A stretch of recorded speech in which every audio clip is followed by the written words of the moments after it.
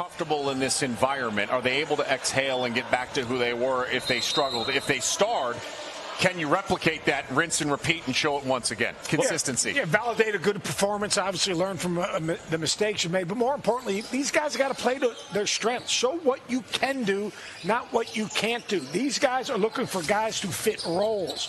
All right, they're pieces. They're 8, 9, 10, 11, 12. They're trying to earn a roster spot, which means they need one transferable skill that can earn them that roster spot. And the three goes down. Well, you asked for it, Bobby, and there you see it. I am a fortune teller there. I'm going to call you Prescott. Listen, that's how he's going to make it in this league.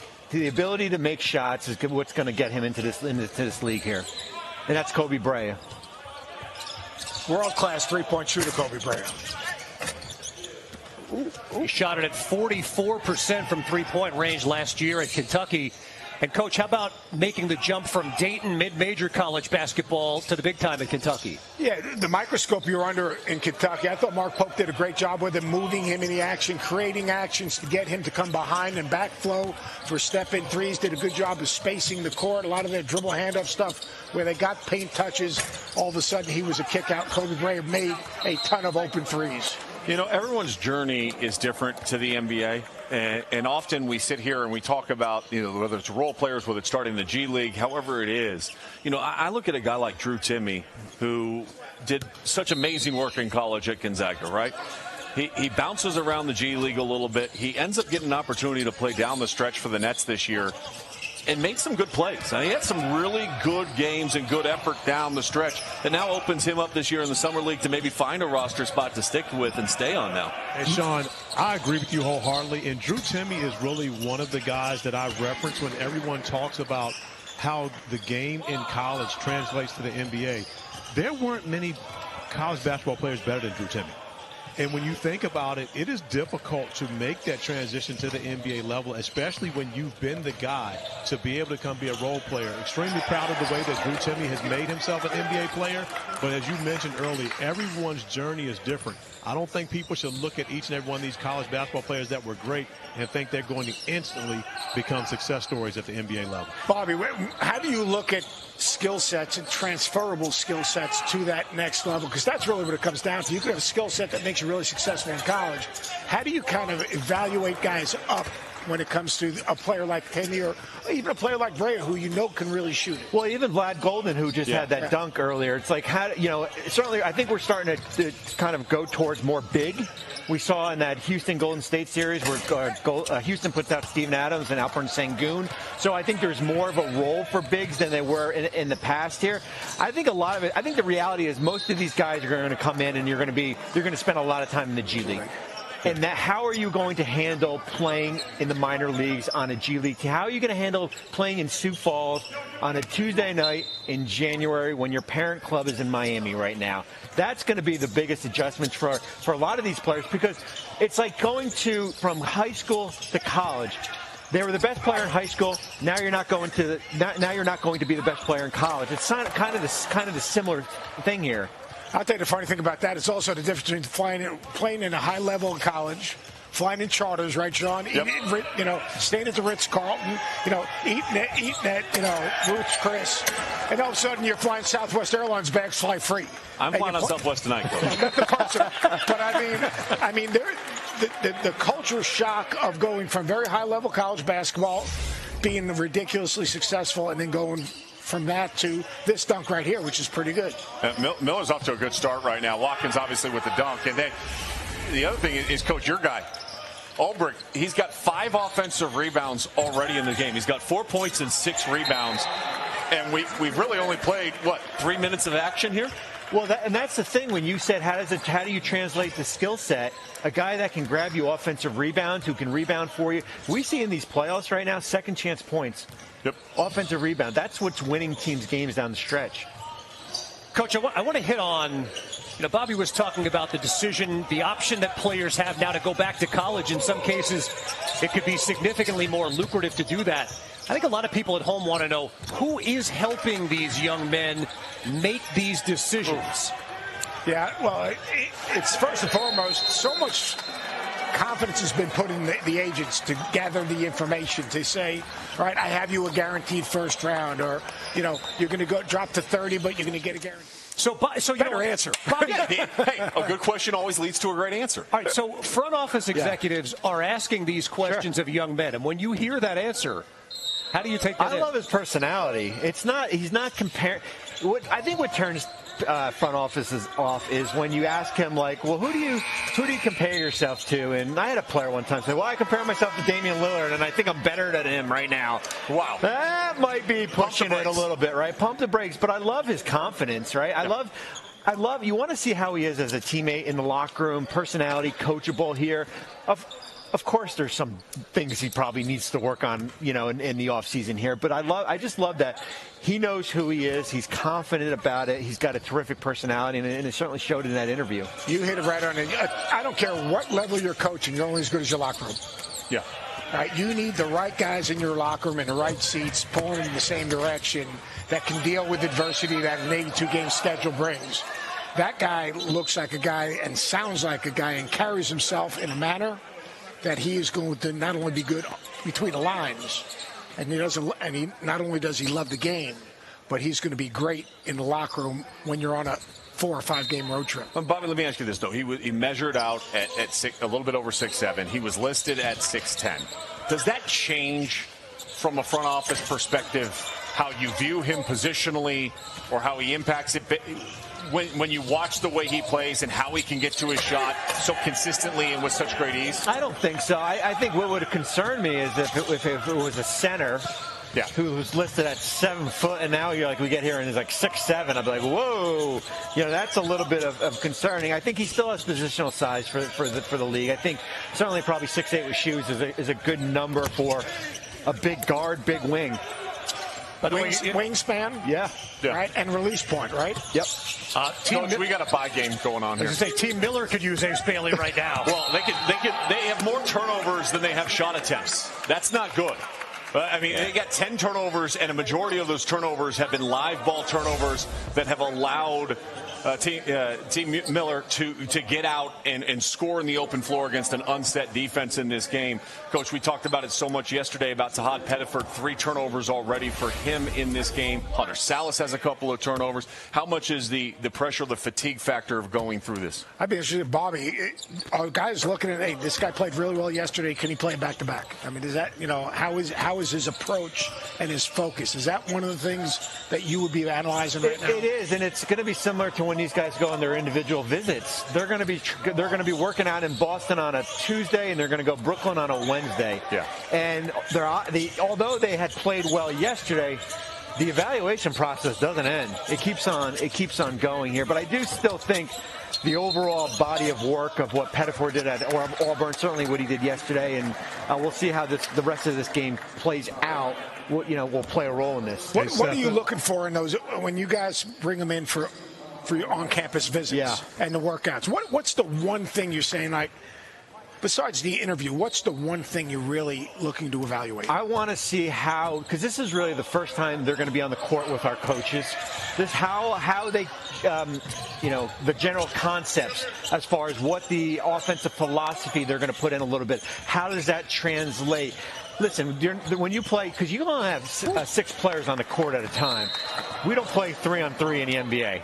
So that's a little bit skewed. I think it's more for the coaches as far as getting a feel for them as far as who they are. Hey, Seth, one of the things, and what you mentioned, the back-to-backs, this is the reason why so many executives value conference tournaments.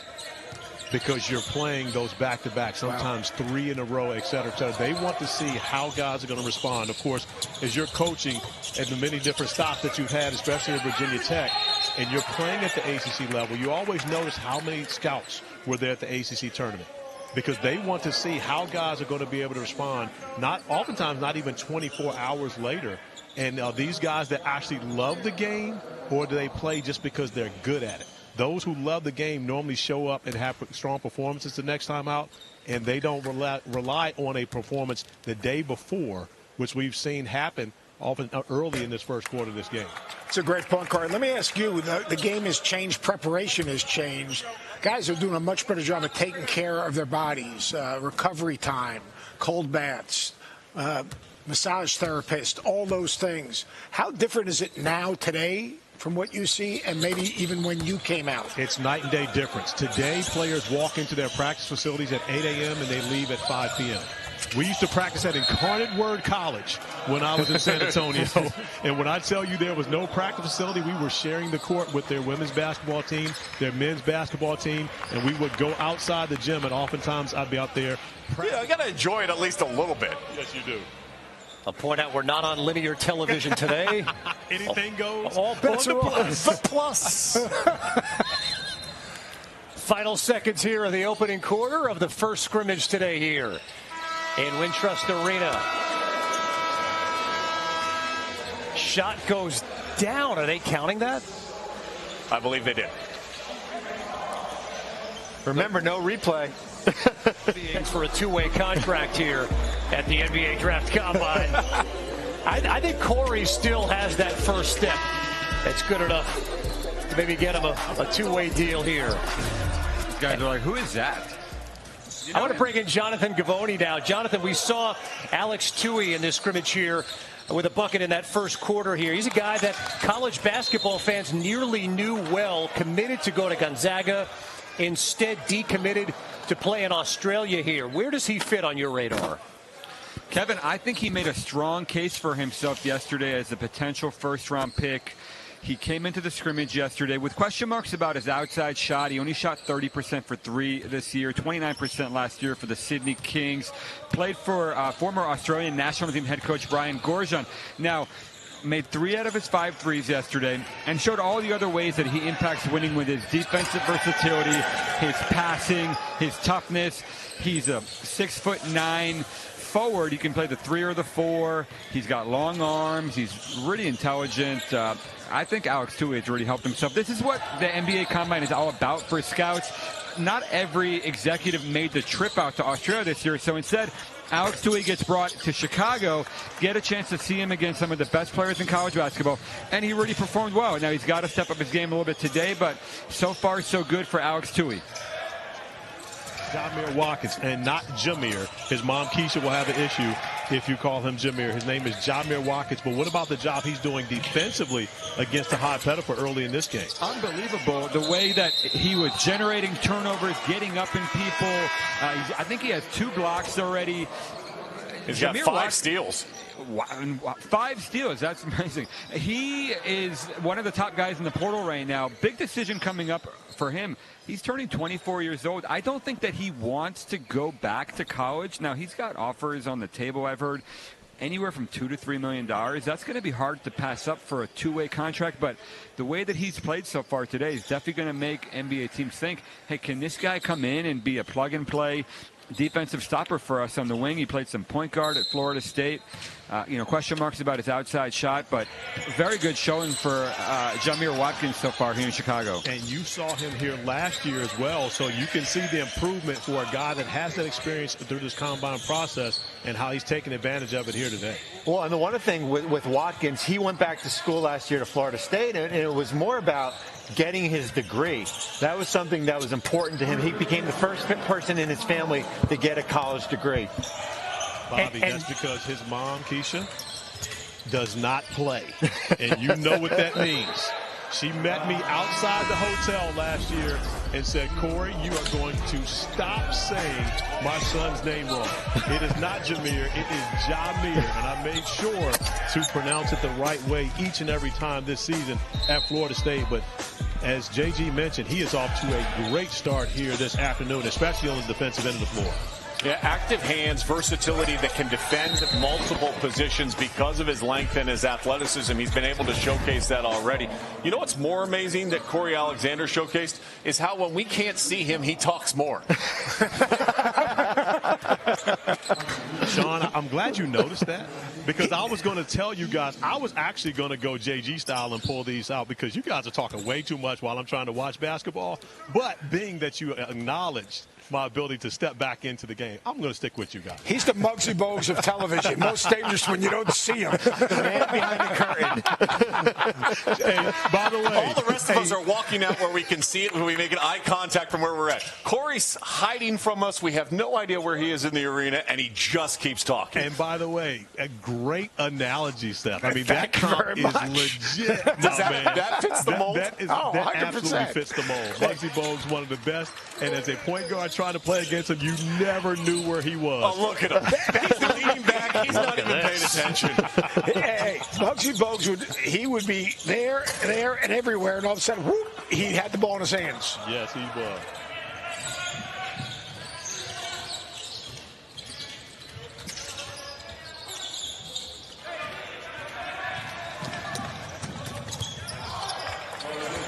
Tell you what, good open floor pass that time. Miles Byrd, he's been a little bit disruptive at the defensive end. That's his third steal that he has. He also has a blocked shot. That combination of what he was able to do for Brian Dutcher at San Diego State over the course of this past season in particular, a very defensive-minded program. He had one of the best seasons we've seen in the last 15 years of college basketball as far as steals and block percentage combined. And that's where he can impact the game. That's why I went with Matisse Thybulle as a potential for him moving forward. I think he needs to get more polished, obviously, at the offensive end of the floor. But he's got a really good wingspan and great anticipatory skills to make plays. Let's get pointed here, because we've talked in a lot of instances about this guy's got a big decision to make. Bobby, I'll point the question at you here. The guy who just scored the basket, Otega Owe, had a very good year at Kentucky. It could go either way. What direction should he go? I think you have to look at what the draft next year is going to look at also. I think next year could be a strong draft also. I think listen, it's not always about getting, I know it's about getting a guarantee. If he wants to play in the league, there'll be a role for him. However, there's a big however. He's going to give up significant amount of money. A 2A contract is roughly $600,000. A second round pick exception contract is $1.2 million. He's going to get more by going back to Kentucky. That's kind of generational money. He'll be basically chasing what he gave up at Kentucky for the next 3 years. It's not an easy decision for him. I think a lot of it, what type of team is he going back to? That plays a significant role also. Well, and I think there's a certain level of aspect of it with some of these guys, and I'm not saying that Owe falls in this category, is if you go back and you take that money, instead of being the second-round pick or a two-way contract guy, do you actually have the chance to improve on some of the things you hear while you're here, to get better tape out there, have executives see that you've improved your game? Like if you told a guy, Bobby, in this setting, you know, this is our feedback to you, and it got back to the player, and then you went and watched them improve in all of those areas, does that not send a message to you as an executive like, hey, this guy took what we gave him and actually developed in those areas to improve himself, regardless of his stock changing in position as where he'll get drafted, how he's viewed by executives in the NBA? Two things regarding that. It would be a disservice, one, if the player never asked, what do I need to get better at? 100%. And it would be a disservice if what they told him he needed to get better at, he didn't get better at. And a year from now, we're watching him in the combine, and he has basically the same skill set. So the most important thing for these players is ask questions, if you're staying in the draft or if you're going back to school, because it gives you a free scouting report as far as what you need to get better at. And they're giving, these decision makers are giving these guys honest evaluations. I mean, I think the feedback they're getting is real. And as a decision maker, will you say, hey, son, I think, ideally you probably should stay in college, work on these things. A year from now, you do that, and you'll have even greater opportunities. But always an interesting one, because you said about the draft. It's hard, can he get a guarantee? Is it a two-way? Is it a 2-year guarantee? If he can get a 2-year guarantee, then it becomes a little bit different, right? You got to get the guarantee, because what happens, and we've talked about, the second round is such a crapshoot as far as it's not always best available.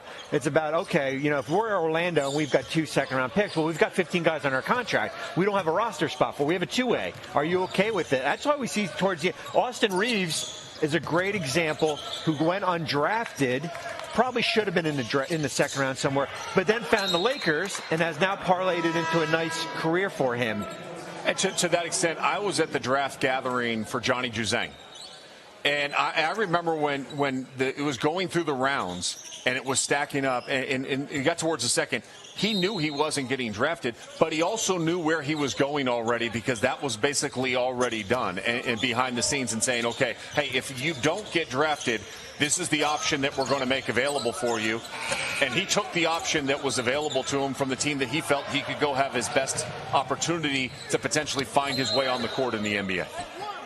Corey, I want to bring you here in because the thing that stuck out to me that Bobby said was, you know, in the case of an Otega Oweh, you go back to Kentucky, you make $3 million. That's generational money. He's going to be chasing that money over the course of the first couple of years in the NBA. So if you're advising Otega Oweh, for instance, what advice do you give him? It's easy. Go back and get the money because you can come back and do this exact same thing next year, but you also have the opportunity to go back and have a great year at Kentucky and come to the comeback next year and not have to play. Simply because you've proven to NBA executives that you're a guy that they're going to take in the first round, and now you have that opportunity while gaining $3 million. I've had this conversation with a number of parents, you know, agents, etc. I don't think these young people understand how difficult it is to make $1 million. And from someone who in their lifetime has made $1 million, I can tell them it is difficult to do, even at the NBA level. So, KC, it's an easy decision for me. Go back to school unless you are an absolute guaranteed first rounder. And for the record, in conversations with one of these young players, I Googled what the 30th pick in the NBA draft makes. The last pick of the first round is around $2 million. Many of these guys will see more than that by going back to college. That's an incredible statement. It's where we are in college basketball right now. Otega Oweh, one of the stars here. Nikola Jokic continuing to show he's one of the greatest of all time. I think this is the best basketball of my life. Keep on pushing. Well, tonight, 8:30 Eastern on ESPN, you'll see Nikola Jokic and the Denver Nuggets looking to extend this series to a Game 7.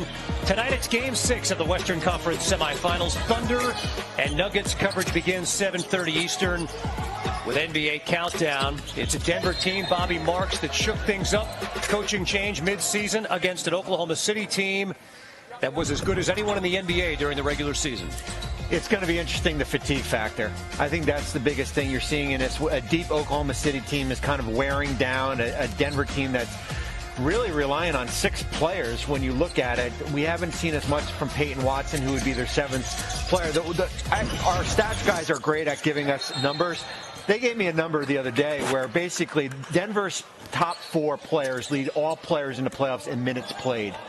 So the minutes are starting to creep up here. We saw it with Jokic in Game 4. I think we saw it a little bit with Jamal Murray in Game 5.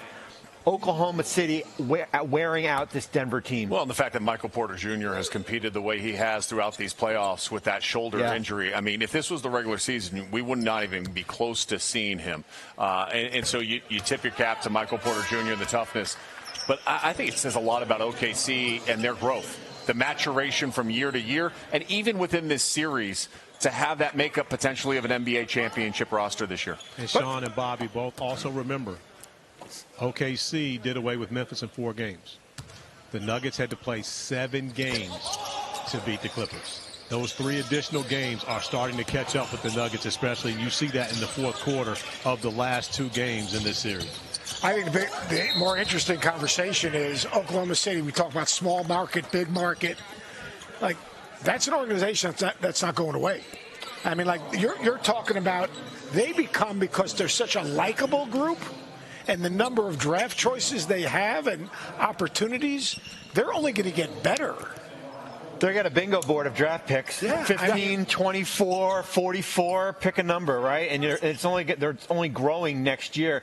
The crazy thing is they got all 15 players are on a contract for next season. So here's the thing, and knowing that, Bobby, and knowing that you have so much draft capital going, if you're Sam Presti and you don't win a championship this year, do you get involved in the Giannis Antetokounmpo sweepstakes? They don't. I don't think they will. What about KD? I don't. Can they go back there and bring him back? I don't think KD would happen. The concern with taking on Giannis or Kevin Durant is eventually we're going to get to a point this summer where they're going to have to pay Shea a supermax, and they're going to have to pay Chet Holmgren and Jalen Williams, and the cost is going to get substantial. Kevin Durant on an expiring one-year flyer, it's just not in the DNA of that team how they've done it. They look at it, or I look at it, what happened in Boston. Everybody wanted Jaylen Brown and Jason Tatum to get broken up. They couldn't get past Miami. They couldn't win against Golden State. And eventually they get a championship, and everything is okay in Boston right now. I think they're going to keep on, if they don't get to an NBA Finals, or if they don't win an NBA Finals, they're going to keep on keeping this group together here.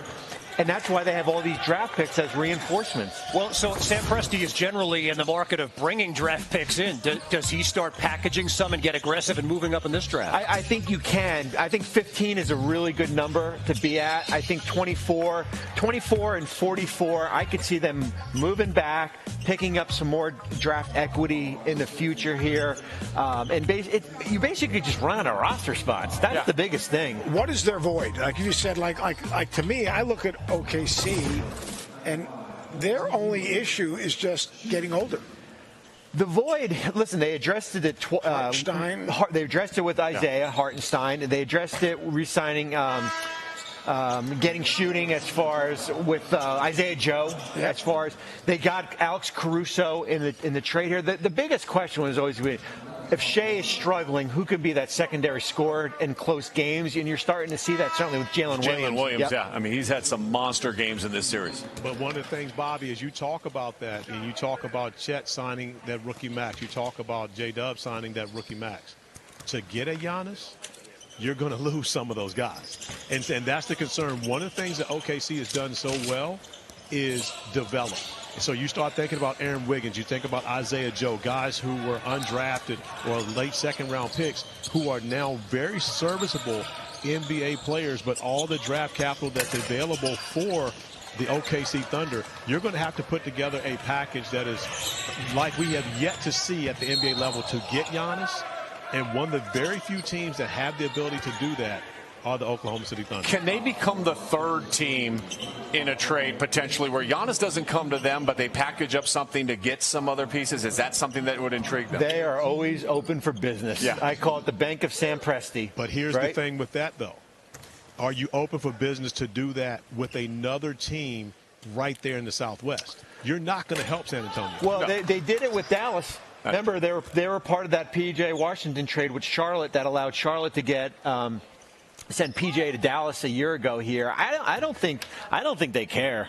I think they kind of know who they are, and if it helps them, but they're able to get something down the road, and that could help in the future. They're willing to do it. They've got 29 teams that they're competing against, not just a team in their own region. I mean, what their biggest thing is, we want to win a championship. What can we add to this roster to get us to another level? Now, here's the question again: that as a decision maker, bringing another piece and taking away a piece, they're a team with great chemistry, great trust. Yep. You can see the camaraderie. You can see the sense of community. Yeah, the sense of community.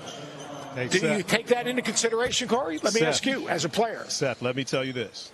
One of the greatest coaches / general managers to ever do this, by the name of Greg Popovich, absolutely cares about the region.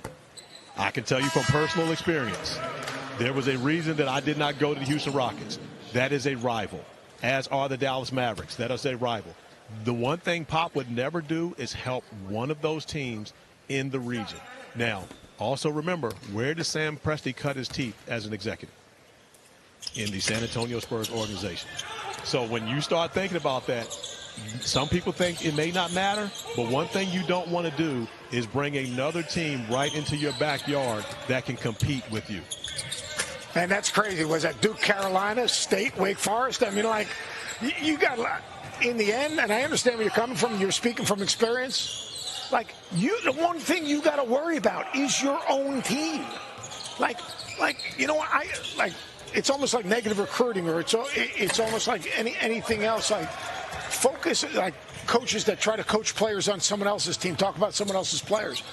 Let me ask Bobby this. Bobby, in your time as in the front office, how many times did you guys make moves to make sure that another team didn't get a particular player? Well, I would just go back to, with our relationship with the Knicks. We never made a trade with the Knicks, and then we never made a phone call with the New York because we didn't want to do business with a team that was across the river from us. Seth, it absolutely matters. For that. Now they do make business with each other. It's interesting to me, but I think Oklahoma City, you look at that organization and it's built on culture. You want to make sure that you have pieces that fit, that trust each other. You take away a piece of the puzzle.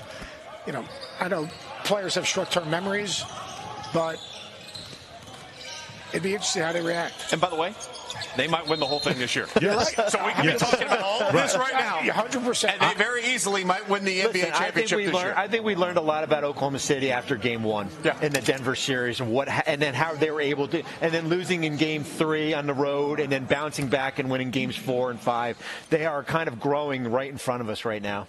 I agree wholeheartedly, and to me, Sean, I believe they are the favorite. And my scenario was only as if they don't win it all. Because, of course, you win it all, there's no need to go out and try to get Giannis. But the scenarios that we ran through yesterday, the greatest places for Giannis and Kevin Durant to end up are going to be in the state of Texas, right there in the same region as OKC.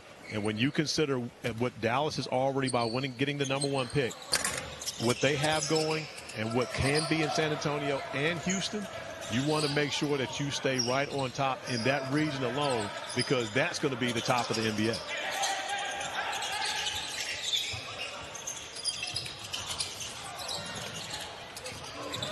Under a minute to go here in the first of our 2 scrimmages. We've got one of the stars of day 2, the first day of scrimmages yesterday, but day 2 of the Combine, set to join us here coming up at the half in Stanford big man Maxime Reynaud, who really impressed yesterday in the first of our 2 scrimmage days. I'll tell you, and I'm excited to talk to him. I have been impressed with Miles Byrd here in this game. He's got 9 points. He's been very efficient. He's knocked down a pair of 3-point shots. If he's going to play in the NBA, he has to be a 3-and-D guy. And he has to be able to show that consistency from beyond the arc. He was good off the bounce this year. He struggled, actually, in uncontested catch-and-shoot situations. Today, he's been very efficient in that regard. A different position, but it reminds me of last year when we were sitting here watching. Remember A.J. Mitchell? Yep. And he kind of made an impact. Thank you, Corey. Appreciate that. I mean, you got to prepare yourself for the cold. I mean, L.A. guy, you would think that. I'm fine. The only guy that's cold up on the set here is Kevin Conn. Before we came on, he was screaming. Listen, I live in Florida. I'm cold too. My blood is thin being down there. I'm a little chilly up here also. Some guys actually prepare. That being move, successful is with preparation. long sleeves underneath or over top. One way or the other. That's that move. Sean's just tougher than the rest of them. I like the look, Corey, and especially with the AC blowing right on me here. I like that. Don't you understand the coach's mentality? Be prepared for everything. You're right. John Wooden said failing to prepare is preparing to fail. Exactly. Coach Greenberg, tell him what it's like going to Peach Jam when it's 50 degrees in the gym all day and everybody's walking around with full winter sweats on. No kidding. P.J. Haggerty, nice turnaround in the middle of the paint. He got some contact and he threw his arms up in the air. Because in college, that's a foul. But you talked about it in the beginning, kind of like your body language. Like if you're sitting here observing, I don't want to see a guy complaining. Jamir Watkins.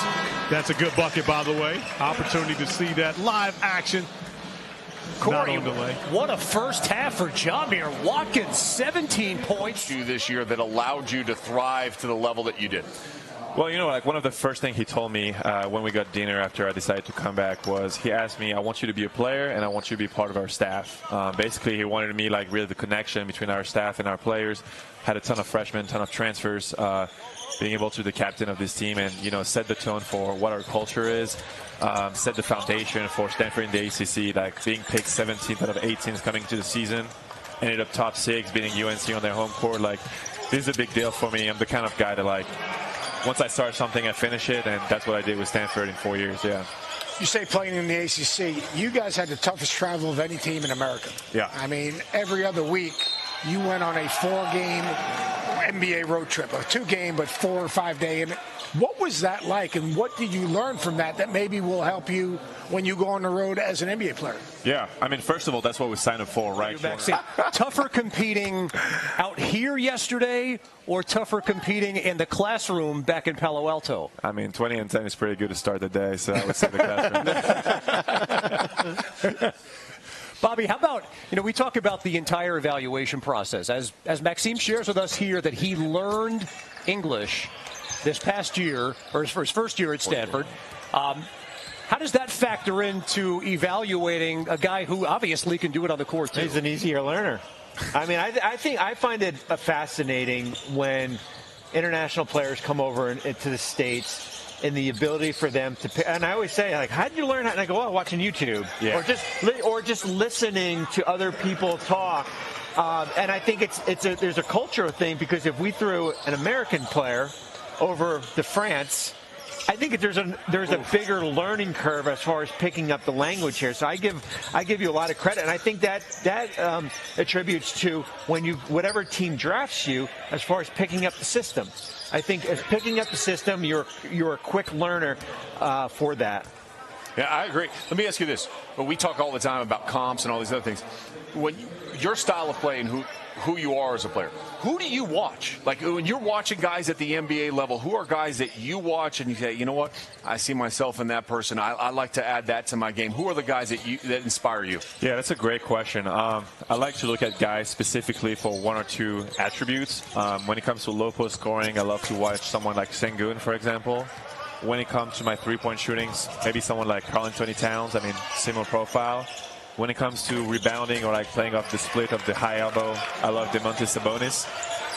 And then if you want everything together, you can look at Jokic, but I think that's even another level. So, and to go back to what you were mentioning earlier, I do think the ability to learn, being humble, coming into a room and like listening to all the guys, all the coaches, all the NBA execs, I think is really important for your growth. And I think it's by watching a lot of film, listening a lot to your peers, that you get better and better and better. And by the way, those interviews, Corey, for this guy? Coach Greenberg, yo, a UCLA guy would never have given an answer like that. But he did say my question was great. He said my question was great. But John, we also talked about the overuse of the word great. Remember, English is his second language. Hey, Corey, let me ask you this. The guys that are going to have to interview for him, they're in trouble. Oh, no question about it. I mean, like, you got to dummy it down for those GMs.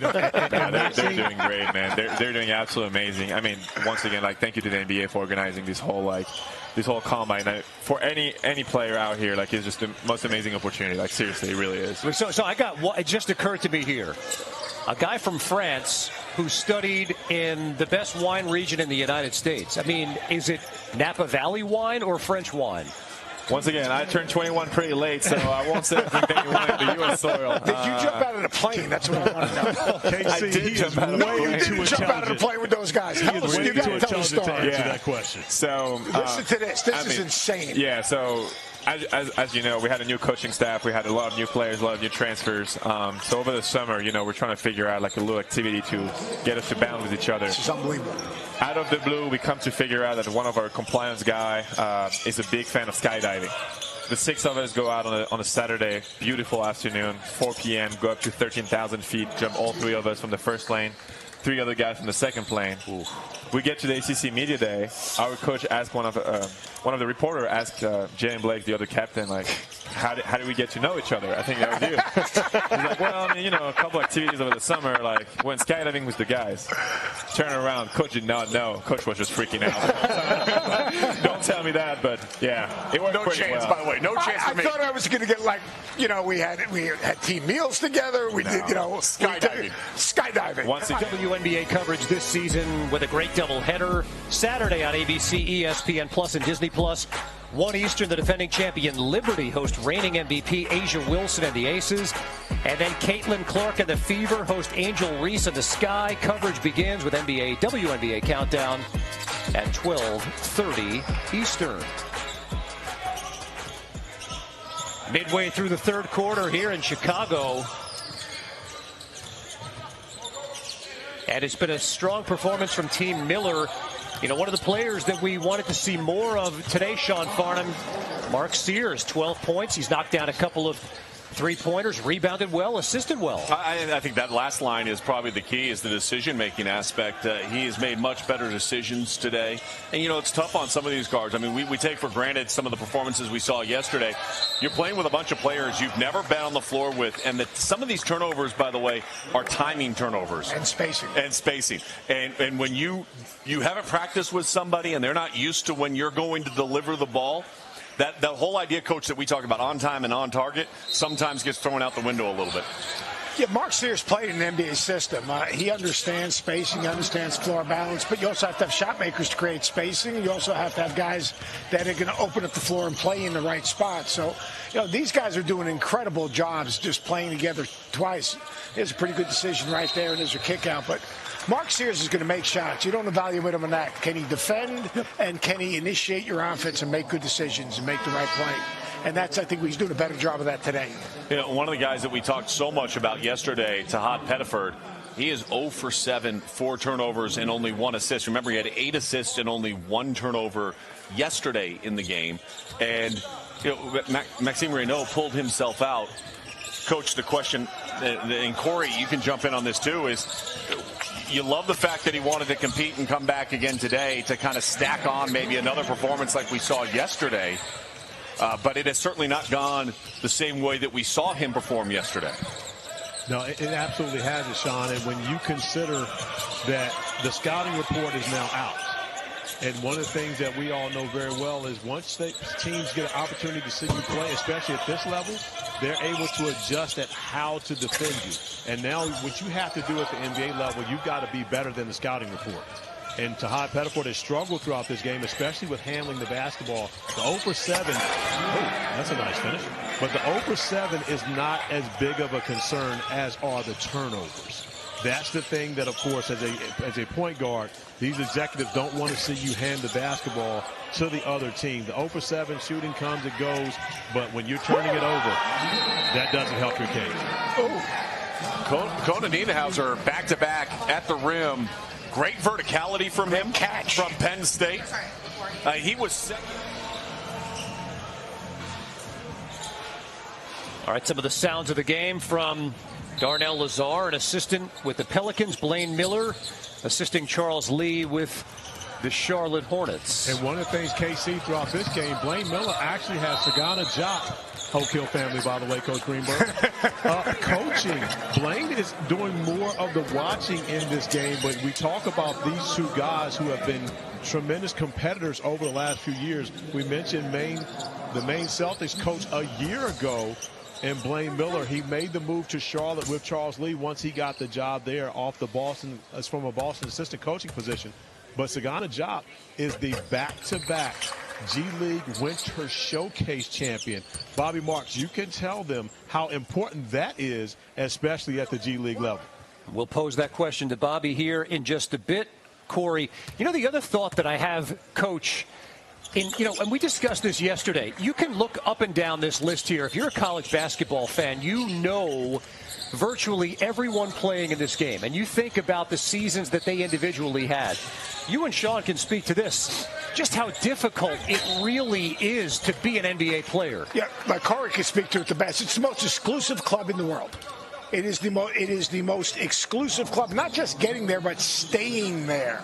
Yep. And understanding that, you're going to have a role. Unless each team has 1 or 2 guys that are a little bit different, but everyone else is going to have a role. But you look, these guys are very accomplished players. These guys have been very successful at their individual institutions. These guys have either been a leading scorer, leading rebounder, best defender. They have a trait and an ability. But where they're trying to get to is incredibly, incredibly difficult because we have a global sport. Yeah. They're not just competing against people in our country; they're competing against guys around the world. So, to me, it's a gift that they've gotten this far right now. Every time you step up in level, right, that level gets even steeper to get to the next level. I remember the first time I ever played a pickup game with UCLA basketball, and I went to what my go-to move was in high school. Jelani McCoy, I think, still has that ball implanted somewhere in the Wooden Center. And Jelani McCoy, as good as a shot blocker as he was, didn't have a long NBA career. It is hard And every single time you step up, it gets even harder to find a way of how you can stick and stay and how you can make an impact on winning. Well, one guy who made it look easy in his transition from the high school level to the college game is Derek Queen.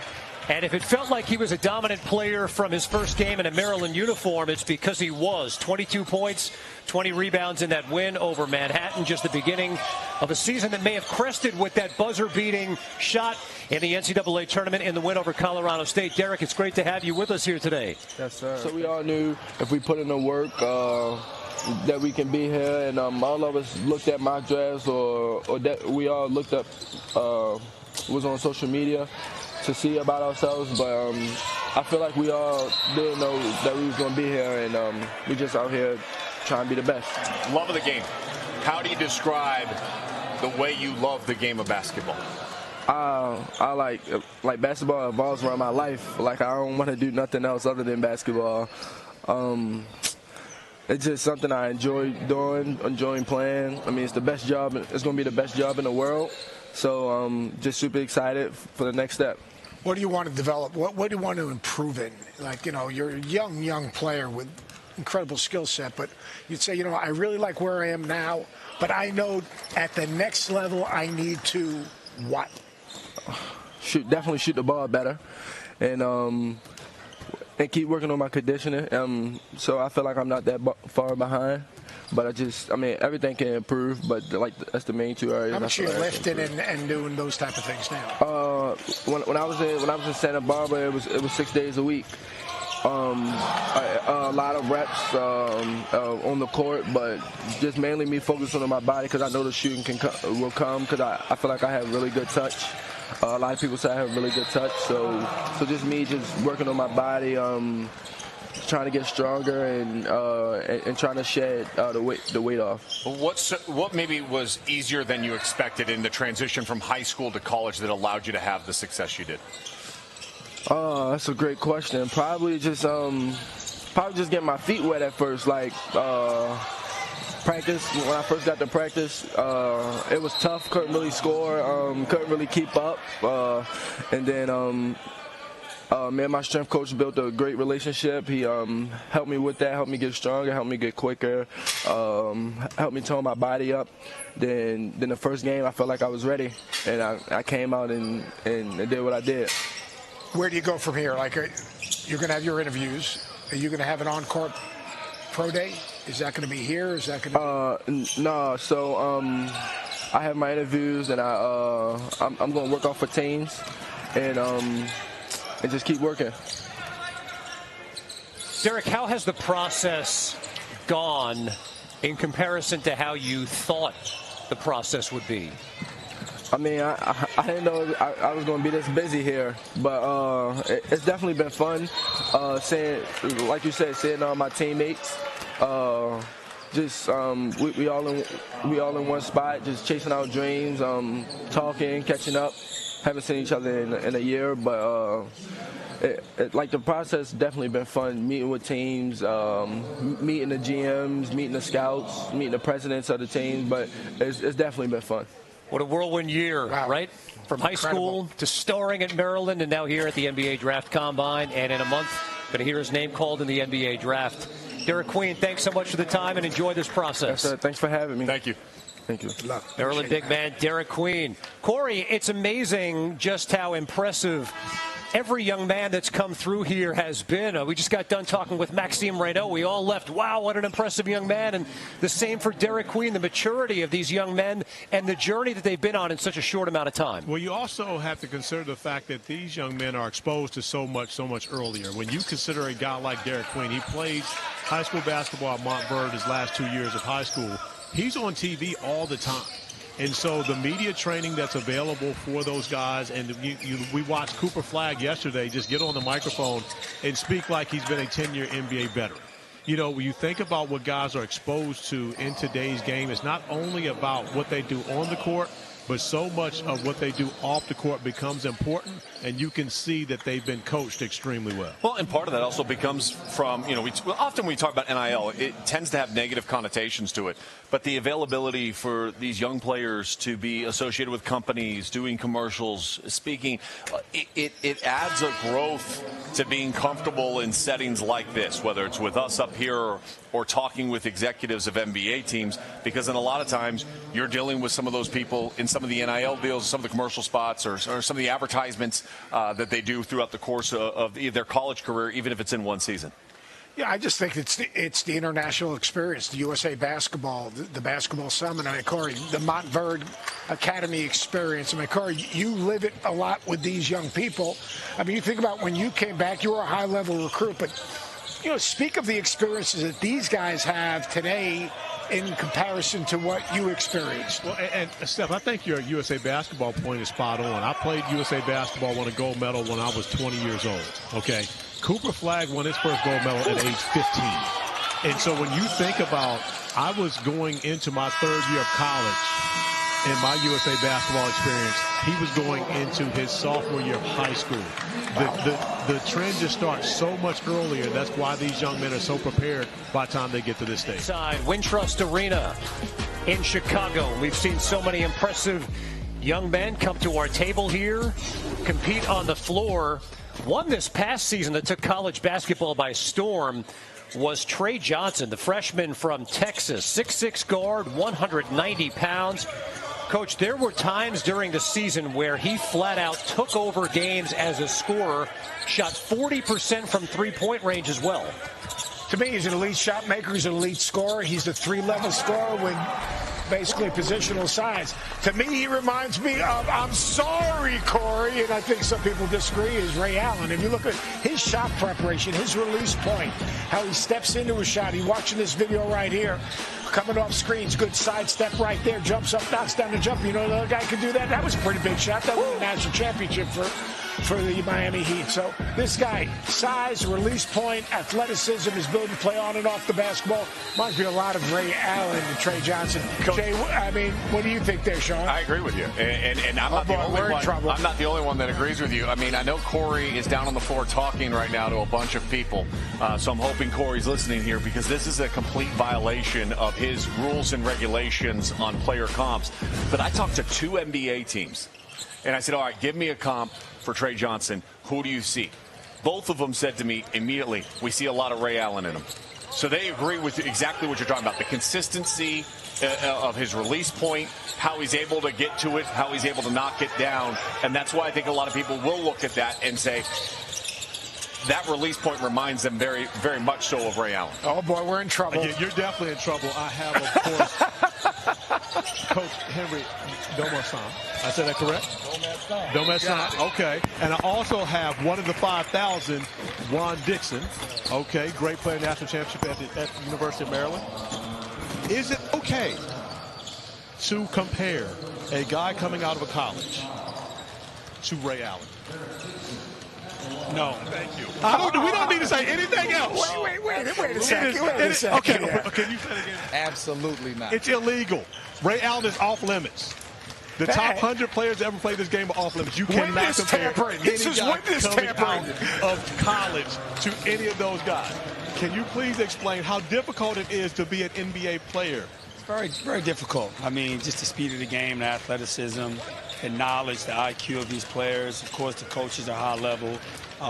You have to understand as a college athlete going into the pros, you have to know that you have to execute a role, right? And a lot of these student athletes, they come from their respective programs from being the guy. When you step foot in this league, you have to execute a role. So these guys will definitely learn moving forward. As an assistant coach at this level, you've been here a long time, a great player coming in, and you see these guys coming from the college level to the NBA. What's the biggest difference that they have to learn in day one? I think learning how to work as a pro, right, and understanding that everything is at a higher level, right? Everything from preparation to recovery to you name it, right? I think that's one adjustment that they have to even the floor, the speed of the game, but even the three-point line is even a higher level and is further back. So I think that's the biggest and greatest adjustment for those guys. So Seth Greenberg, Sean Farnham, I love you all. However, Ray Allen, Jesus Shuttlesworth's off limits. You can't compare. I'll tell you what, Corey. I'll tell you what. I'll go call those two NBA executives, and I'm going to tell them that Corey Alexander said they're not allowed to compare them. And let me tell you this: when you talk to those two NBA executives, ask them, are they part of the 5,000? If See, not, this is the difference between not allowed to compare and to the those front guys. office. Hey, all I know is this is witness tampering. Because I know those two guys. That was a pure setup right there. I have too much respect for those guys, but I think Corey Alexander, he laid out his rules. Yes. Got them to buy into the rules, and then basically threw us under the bridge. Yeah, I mean, it's unbelievable. It's Anything goes on the plus. I mean, but Corey, if you saw the spectacular tape that was put together for us, you would look at that and take your rules and throw them out the window. Because we're not saying he is Ray Allen. But if we're saying he has traits that remind you of a young Ray Allen. Okay, that's fair. And again, isn't that what a comp is? As we talked about yesterday, ceiling possible. A ceiling Ray Allen possible. But you also think about, Seth, and you know this. Ray's my little brother. Ray Allen's first college game was in Charlottesville, Virginia. I broke my ankle during that game, right? I've known Ray forever. Great golfer. The mental makeup behind being a Ray Allen is unparalleled. Correct. And that's the difference. It's not that these guys don't have the physical attributes that you're talking about when we're talking about the top 100 players to ever play this game. The difference is what they do mentally.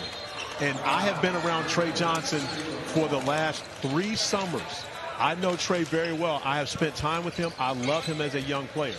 But the mental makeup behind Trey Johnson is not the same as it is a Ray Allen at the same stages of their lives. Can he become that? Sure. But to compare him to Ray right now, we can't do that. Let me ask you this, though. I mean, Ray Allen didn't come into the NBA until how many years in college? 3. All right?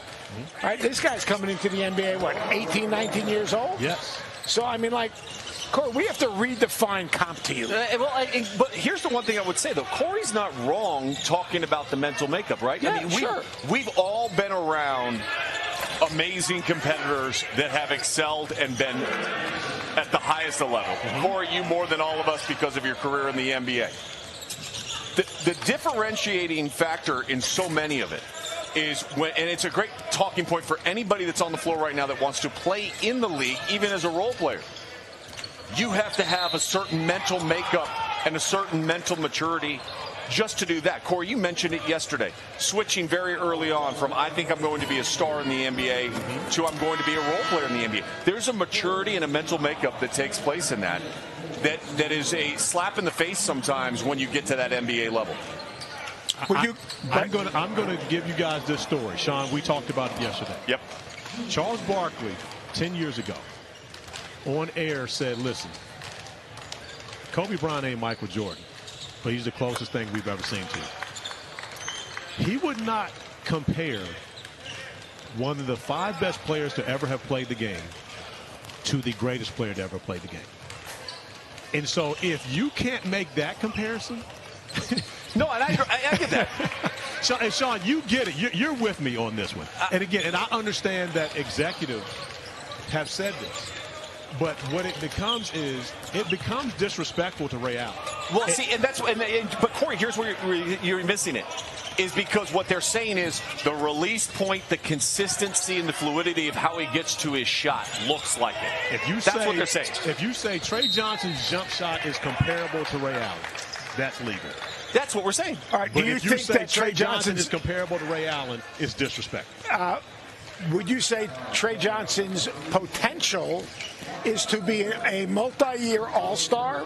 Because he's going to be selected in a slot that people are going to expect him to raise that team's potential and be drafted in a spot that people expect him to eventually be an all-star. Would you say? Is his potential to be that? Yes. So that's what I would say I would call his ceiling.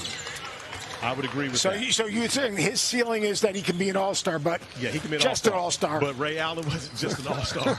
I mean, come on, man. if you're an all-star and you do it 10 years in a row because he's coming into the league at 19 years old, then what does he become? But that's the thing. How many guys have done that?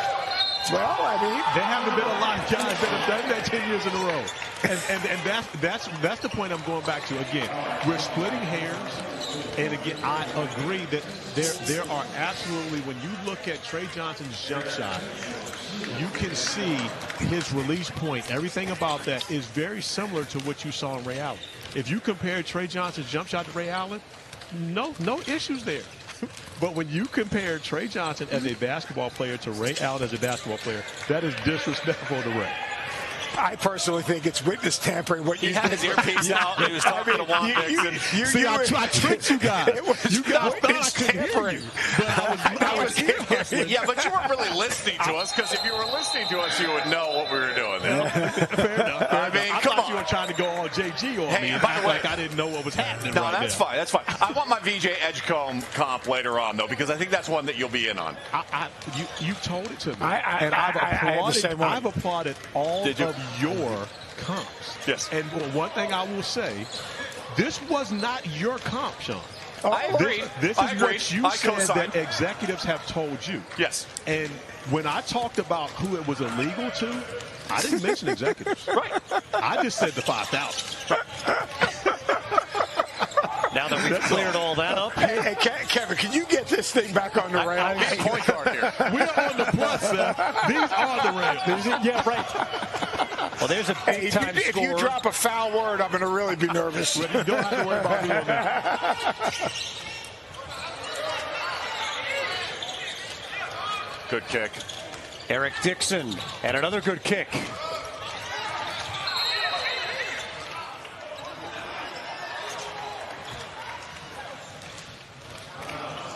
I think this is the point. You know, players can say the right thing, Sean, about, we want to go out and win before the game starts. And that may sound to some people like, sure, they're saying the right thing. But the game's going on, and these are all competitors, and we're starting to see that there is a goal here at this scrimmage. Well, things are tightening up. The third quarter definitely shifted. 33 points in the third quarter for Team Lazar. And they've had much better success of not turning the ball over, and they forced turnovers. The turnovers are actually equal now, where it was such a wide margin. And as I say that, of course, they just throw it right out of bounds. Never mind. You create turnovers. It's unbelievable. I did it yesterday with Nemhard, and now I'm doing it with Team Lazar. The turnover whisperer. I'm saying this ain't nothing. It's a game of runs. We fine. All right?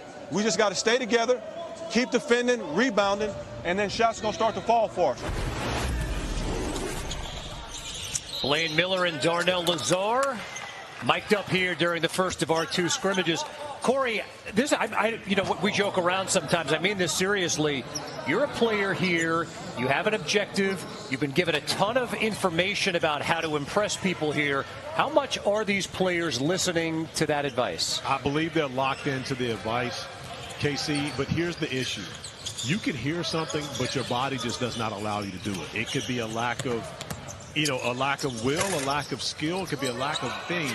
But when you're going up against light talent, when you consider the fact that everyone here, for the most part, is the guy on their team, and now having to come to this setting and play a role, it's extremely different. And again, if you're playing at the Combine today, you're going into the NBA if you have that opportunity as a role player. And that's what these coaches, these scouts, these executives want to see is, can you accept that role and can you star in that role when you get that opportunity? Well, I go back to what Kelvin Sampson said with us yesterday. It's okay to be selfish here.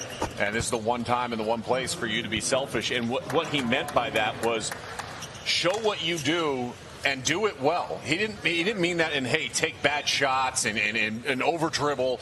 Play the game the right way, but play to your strengths. And we've seen some players do that today. Watkins has been great. Byrd has been great in today's contest. Sears has been much more efficient and looking like the player that we saw him play like at Alabama.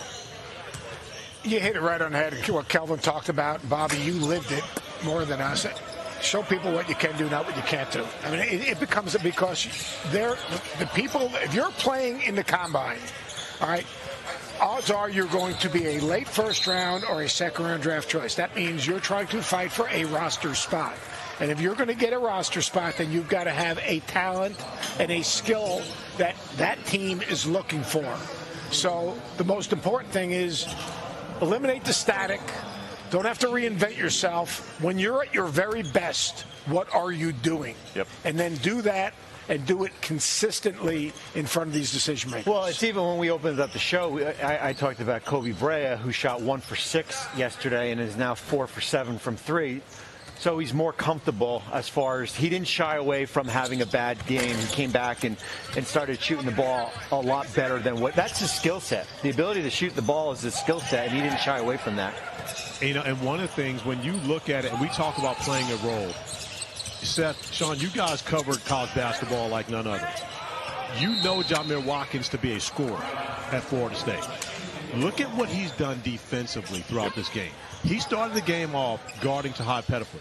He's now guarding Golden, a 7-footer. And when you show this level of defensive versatility to the people watching, that's the way you jump into their thought process. It's not about the 22 points that he has, the 4 rebounds, 4 assists. It's about the way that he's been so versatile on the defensive end throughout this game. Well, and Coach, I go back to something you said throughout the course of this season during college basketball, roster construction. As a coach, I said that once or twice. Maybe drink up. But as a coach, correct me if I'm wrong. When you're looking at depth on your roster, you want to be able to look down and say, "Hey, go get in the game," and you know exactly what you're going to get out of that player, whether his timing is 5 minutes out on the floor or a 10-minute window.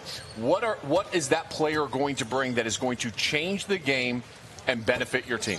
Change the game or keep the game status quo. Yeah. Because sometimes, and I learned that from Coach Holland at Virginia, sometimes you want to bring in a guy off the bench, a low mistake, high efficiency, take care of the basketball. Like if you're going to bring a backup point guard, all right? Can't turn it over. Got to be able to defend the ball at the point of attack. All right, get us in offense. That's all we're asking you to do, and do it at a high level, and we're fine. Yep. Now, you might also have a wing player that you're bringing in that, someone's gone zone, or you need a secondary scorer on the floor, and he's got to be able to go to do that. So in your league, though, Bobby, you're looking for guys that come up. Can he make a corner three? Who can he guard? Can he be a secondary ball handler? Because maybe, our lead point guard had to go out. We're putting a secondary point guard. We need somebody to take pressure off of him. I mean, are those the things you're looking for when you're putting together a roster? And how reliable are you? Yes. I mean, that's the most important. See, what happens, and I lived this in New Jersey, when we went to 2 NBA finals, and we missed out on some draft prospects after that. And when your players get older, when you don't draft well, then there's not an infusion of young players coming up the pipeline. It sets you back here. And it's similar to, and I'm not saying Milwaukee didn't draft well. They didn't have picks to draft. Yeah. So when Giannis gets a little bit older and Damian Lillard gets a little bit older and has an injury, there's not that next layer of foundational players. And yes, they've had Andre Jackson and Chris Livingston, and A.J. Green was undrafted. And there are some nicer, younger players but there's not a blue chip prospect that some of these more expensive. That's what Denver's been trying to do. Denver's been trying to thread the needle. When they let KCP go, they have Christian Brown. He fills in that. But then when they're trying to get Jalen Pickett and Julian Strawther and Hunter Tice and players like that, who they're trying to rely on rotational players, and they're not in the moment. They're not in the moment right there. That's what front offices are trying to do. And when you win that much and you're selecting 27, 28, 29, and 30, you've got to get lucky in terms of the depth of the draft. And then you've got to get lucky in your evaluation. How about San Antonio? Yeah. San Antonio during the heyday when you were able to get Ginobili and Parker in the later, certainly Parker was late 20s and Ginobili was second round. That helped when David Robinson got older, Sean Elliott got older. The Warriors with Draymond Green. Yep. There's another Jokic with Denver. There are guys that you can get sometimes that sneak up on you in the second round and all of a sudden, or late first, that all of a sudden become really big-time players. But now you're looking at the Warriors and all that success, and now you're looking at their bench, and look, they got Podzinski, and he's been really good. Kuminga's still kind of an if, but it's hard to maintain at the very highest level unless you're going to spend an obscene amount of money in free agency, or you're going to get lucky to be able to keep your roster to the point where you're going to have an 8, 9-man rotation that can survive an 82-game schedule, right? And part of that, they came about the Warriors. They drafted James Wiseman. They had that one pick, right? And they drafted Wiseman. Never made an impact on that roster. Why? Because that was a championship window at that time. He wasn't ready to play at a championship level and be able to impact winning for that organization. And it didn't work. I mean, it was basically a non-pick for the Golden State Warriors. Well, and I think, there's 3 components to roster building here. I think free agency is just about dead. I mean, yes, Jalen Brunson was able to sign in New York and Fred VanVleet in Houston, but when you look at it, the draft, trades, and then free agency are kind of free agency really and retention, and right? Draft and retain, draft, developing, and retaining. Those are the three things there. That's what I mean. That's what college basketball now is becoming. I mean, like college basketball retention, you've got to put a pot of money aside. You've got to retain the right guys. And you guys left out one very key factor in all of that, which is development. And again, 100%. Development is so important at the NBA level because you think about the different guys. Look at Christian Brown, what he's doing for the Denver Nuggets. And this is a young man who did not come in with any type of expectation as such. But you think about the way the Nuggets have been able to move on from KCP, move on from Bruce Brown, and still have Christian Brown on a lower level contract. Of course, he's going to get paid, but he's played great basketball for them on a high-level playoff team on his rookie contract. About a minute to go here in Chicago. It's a 15-point game. Team Miller, as we've seen, Tahat Pettifer on the last possession knocked down a 3, and Hunter Salas denied on that one. Oh, yeah, but it was Byrd with the kick out again. He's got 4 assists, 4 steals, 3 block shots to go with a very efficient offensive game for him. I know his team is losing right now, but I do think that he has stood out and played exactly the way that he wanted to this afternoon. He is who he is, except he made shots. And, Coach, we came in talking about one player you wanted to watch, Lachlan Ulbrich, and he has had a double-double today, 13 and 11. Look, he's a very good basketball player. Now, does his game translate to the NBA? He's kind of a dying breed in terms of how he plays. He's a low-post player. He rebounds the ball. He's pretty skilled, but he's not like stretching the defense. But he's a consistent, like you talk about consistent. You know what you're going to get out of him. If he can develop a couple of parts of his game, then he has a shot, right? Yeah, he's got a skill set. Yeah. Skill set, the ability to rebound the ball. That's especially in the NBA now. It's a unique skill set. PJ Haggerty, a pretty strong game for him. 16 points. He's got 7 rebounds. He's got 3 assists. He got to the free throw line more frequently today. 6 free throw attempts for him, which has always been a big component of his game at the collegiate level. He's got decision making. He's got a decision making. He looks like an if to me. And again, I mean, I think he's a very good player. You know, does he have an NBA skill set? Right? Is he a point guard? Can he shoot it well enough to be a 2? Can he play make? You know, he can rebound. He can get to the line. Can he get to the line in the NBA? If you ask me, I think he should go back to college. Yeah, and then he's going to, which it's either going to be, I guess, allegedly Memphis or NC State, allegedly. Not that I know anything. And if it's NC, I think you just showed that you do know something. That's such a good categorization of it right there. Like, I don't know anything, but I'm going to happen to throw out 2 schools. By the way, if it's NC State, that's his 4th school. You know, it used to be we looked upon that as a negative. Now it's just part of the system. Thanks, Corey.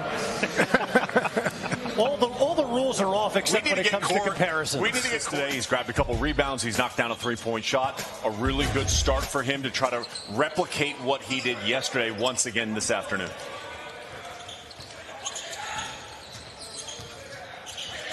Team Domer San is on the board. They got a bucket from Mackenzie Mbako, who was outstanding yesterday, and a nice jump hook goes down right there. Mbako played awfully well yesterday for Team Domer San, who Henry Domer San, and his team is down 9 points here in the early going. Here's Sion James doing what he does. I mean, he's a physical defender, great anticipation, physical body. I really believe he'll end up on an NBA roster because of his intangibles, his toughness. Remember, he was a 17-point-a-game scorer at Tulane. Sean, you made a great point. Everyone has to give up a little bit for the good of the group. He probably gave up the most in terms of his offensive output as a scorer, although he is capable, but he was a terrific leader.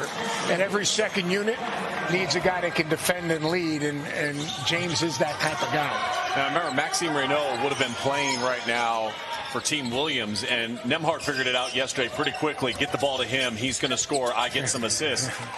Today, doing a really good job early, orchestrating and running the offense. He's got 3 assists and 6 points already, 2 3-pointers. It's just who he is. It's the fabric of who he is. Well, today I think he is a little more selfish today, which is a good thing, right? Yesterday was kind of setting up his big. Today is like, you know what? I'm going to be a little bit more of a scorer right now, and he's hit 2 threes. You saw him in the break as far as the ability to pass the ball there. Great defensive play right there. He's had a great start to this game. And by the way, for the second straight possession, Micah Peavy out of Georgetown, who went for 12 and 8 yesterday. He's got a first-round grade probably right now, and I think now it's just a comfort level as far as what makes sense. Does it make sense to stay in this draft? They've got to the 28th of May to determine that. So, of course, it's going to be an important 10 days for him to figure that out. So, Bobby, to clarify, does a first-round grade mean you got to stay? It doesn't. I think that's the hard thing, right? It used to be. Yeah, I mean, exactly. If someone told you were going to give you a guarantee in the first round, it used to be I'm coming. Now, the ability to go back to Michigan, to go to Michigan for the first time, to play on that in a Big Ten stage, the ability to make the money's probably more at Michigan than as far as the pick in the 20s.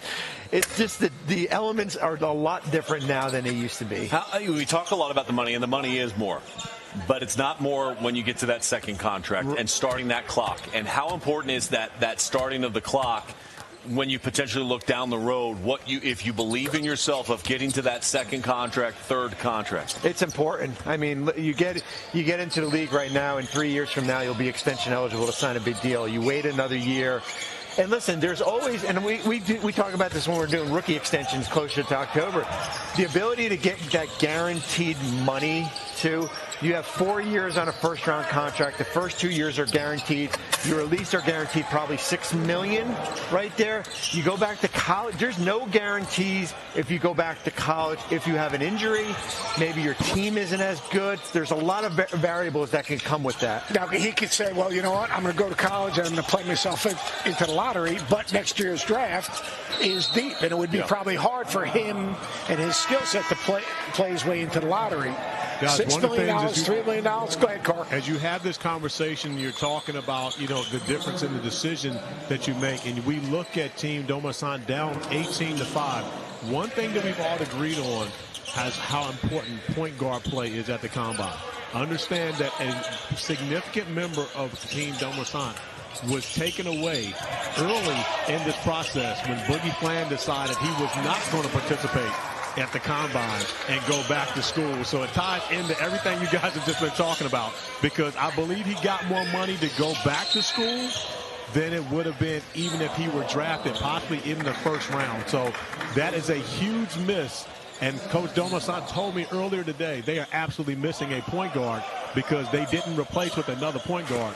They replaced him with the 5 Well, man. see, to me, that's the new way that business is being done now. That's a business decision by a young man saying there's more money in college than there is in the NBA for me short term in the feedback that he's gotten. So, Bobby, I want to ask you, how are NBA teams responding to players staying in college longer, players from Europe coming to college basketball, older players here in the draft rather than being able to take a young 18-year-old and mold them the way they want to? It's an interesting debate because on one hand, and I had coffee with the team when we were talking about that, teams that are picking in the 30s right now, those players that are there are more like guys who are in the 50s to undrafted.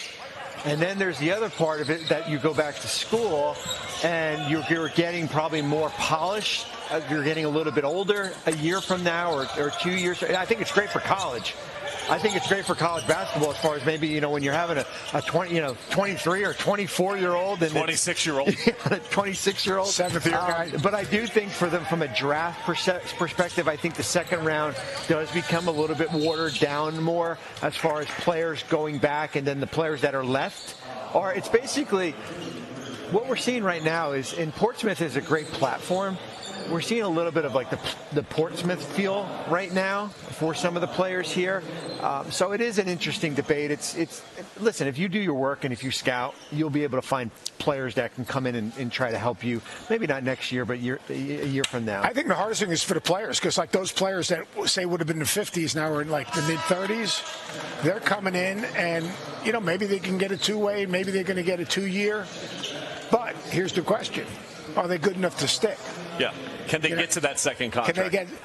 And I think that's going to be the really interesting thing. So a guy might say, you know what, hey, I'm going to get a guaranteed 2-year, but that ownership's really looking at that guy as a 50-55 pick. Well, you know what? Because a year from now, there's going to be 60 new players that are going to come in and trying to take the jobs that these guys are trying to get right now. It goes in cycles, right? We just keep on turning it over, and if you don't make it, then you're in the G League or you're in Europe, and there's all these other options for you.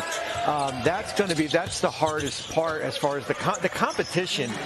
To be one of 450 is extremely, extremely high. It's the most exclusive club in the world. Like, let me ask you, how do you think decision makers are looking at Boogie, who was in the thing, and I love the kid, and he decides day before, instead of going and giving people a baseline, missed the end of the season, really wasn't 100%. Do you think people say, hey, I would have loved to see him be competitive enough to come play, even though he's going to go to college? He did have a couple workouts before the combine, and from what I was told, the feedback was really, really positive for him. So it's a business decision. Yeah. It's a business decision to go back. I would have loved to see him compete. I would have loved. Listen, I think it does hurt the players that are on his team that he was supposed to be on, because, as you said, there's not another guard as far as there, because you're looking at some of these numbers, like a guy like R.J. Louis from St. John's, who has struggled a little bit here. If you had that point guard with him to be able to set him up, that makes him look a lot better. Well, the same with Elijah Martin. It's funny, we got a little bit of a national championship game kind of feel here a couple of times. We don't have it on this possession, but we've had Uzan and Martin defending each other. Of course, we saw that in the national championship game this year at the Final Four. Martin's a guy that ideally needs to play ahead of the defense on advanced passes, getting downhill, defending. A little Norman Powell-ish.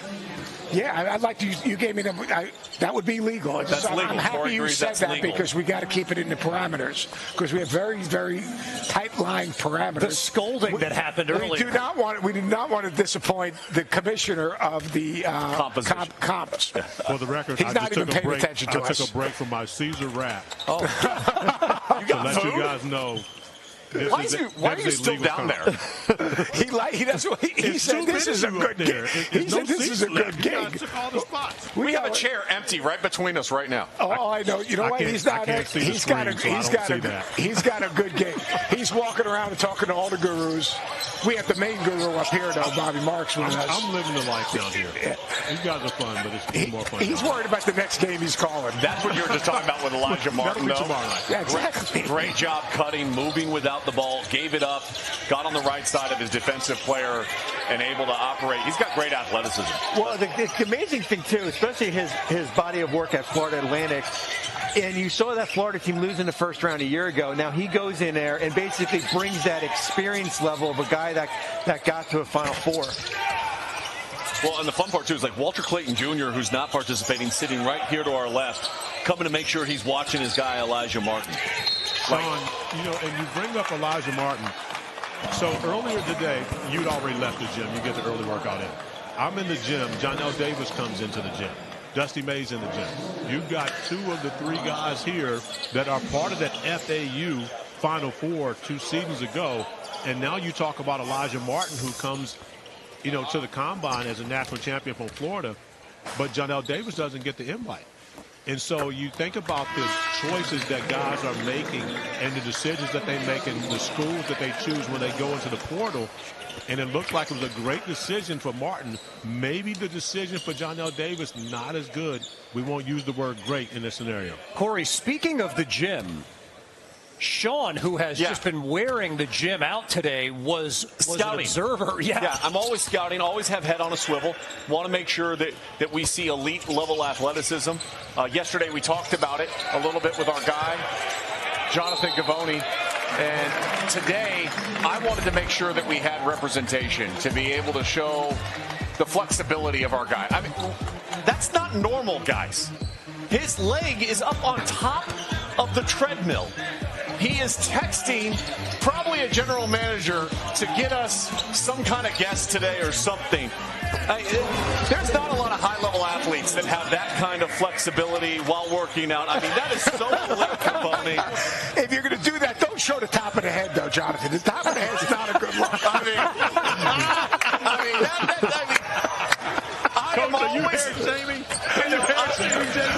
I am always paying attention. I'm always got my head on a swivel. I walk back in. We're on our conference call. We just end our conference call, and Gavoni's literally got that leg. He is like the IT band is getting a very nice stretch, and he's sending out texts and firing meetings. That's why I told him yesterday he was showing off, Sean. I think he was found in that same spot, same treadmill, I'm sure. Sean I thought you were showing sinister. off. This does not happen for the average human being. I don't know. I'm trying to do that up here. Gavoni, what is the go-to there? I can't bring my knee. Sean, I can get about, sitting in a chair, I can get about here. But Gavoni, I mean, that is elite level athleticism. Jonathan, how have you developed that technique? A lot of yoga. Got to stay limber. I mean, that's the only way to age gracefully. He's not a 7-footer to get his leg that high on the treadmill. How does that help you with your preparation here at the Combine to deliver the goods the way that you have? I spent a lot of time sitting at a desk watching film, and my body would completely fall apart if I didn't try to do some kind of maintenance every day. Basically, the man's body is a temple. Yeah. And by the way, his wife allegedly really appreciated all the kind words see if she liked that one. we were communicating about him. This when might he was be so a bridge locked too into far, his work. guys. There's got to be something better for us to be talking about during an NBA Combine. No, I love the fact that, by the way, while we're doing this, all he's doing is his eyes are following everybody on the floor as we're talking to him. That's at North Carolina, it's second to none with Jonas, and I started taking that more seriously. And it's actually funny with my vets. They always tell me that I won't be young forever, so I need to start taking care of my body and going to PT and doing all these different things to make sure that I'm at my best. What's one area of your game where you say, I know if I'm going to stick in this league and be a factor in the NBA, I need to improve in where? I'd say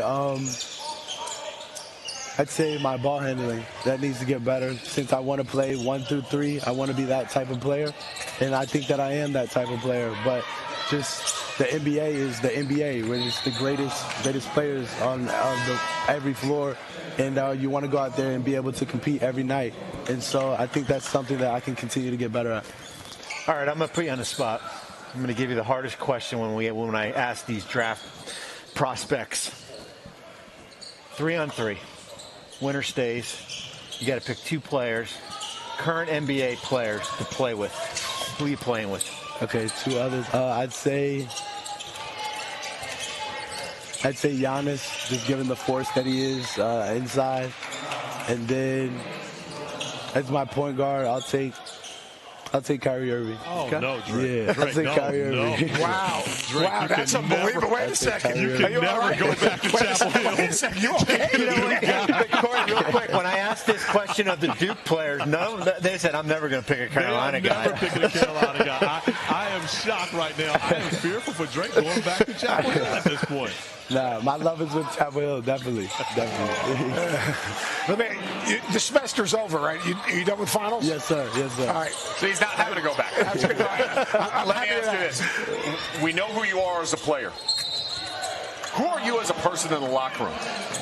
Yeah, I'd say I'm a quiet type of person in the locker room, but just being in North Carolina, being around different vets like Seth Trimble, R.J. Davis, Jalen Withers, Jalen Washington, Elliot Cadeau, just being around those guys, I really came out of my shell a little bit and started to gel with them, not only knowing them as basketball players, but off the court as well.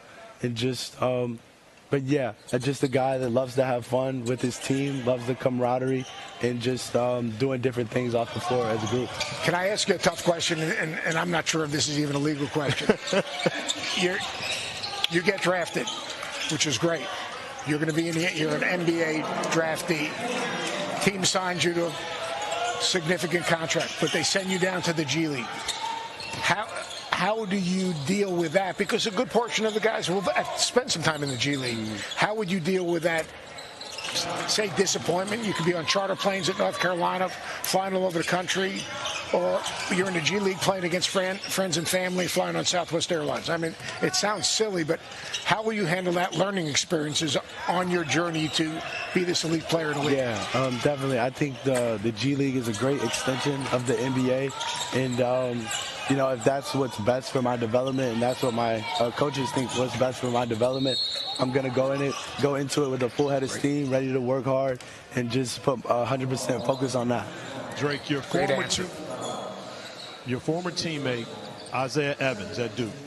You guys, of course, were enemies throughout the season, but you were teammates together at CP3.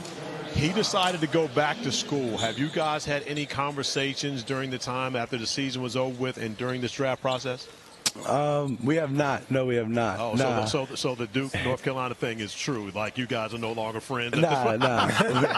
We're still. He just disproved that with picking guys. Nah, we're still friends. I have a lot of respect for Isaiah Evans, just his overall approach to the game and the fiery attitude that he brings.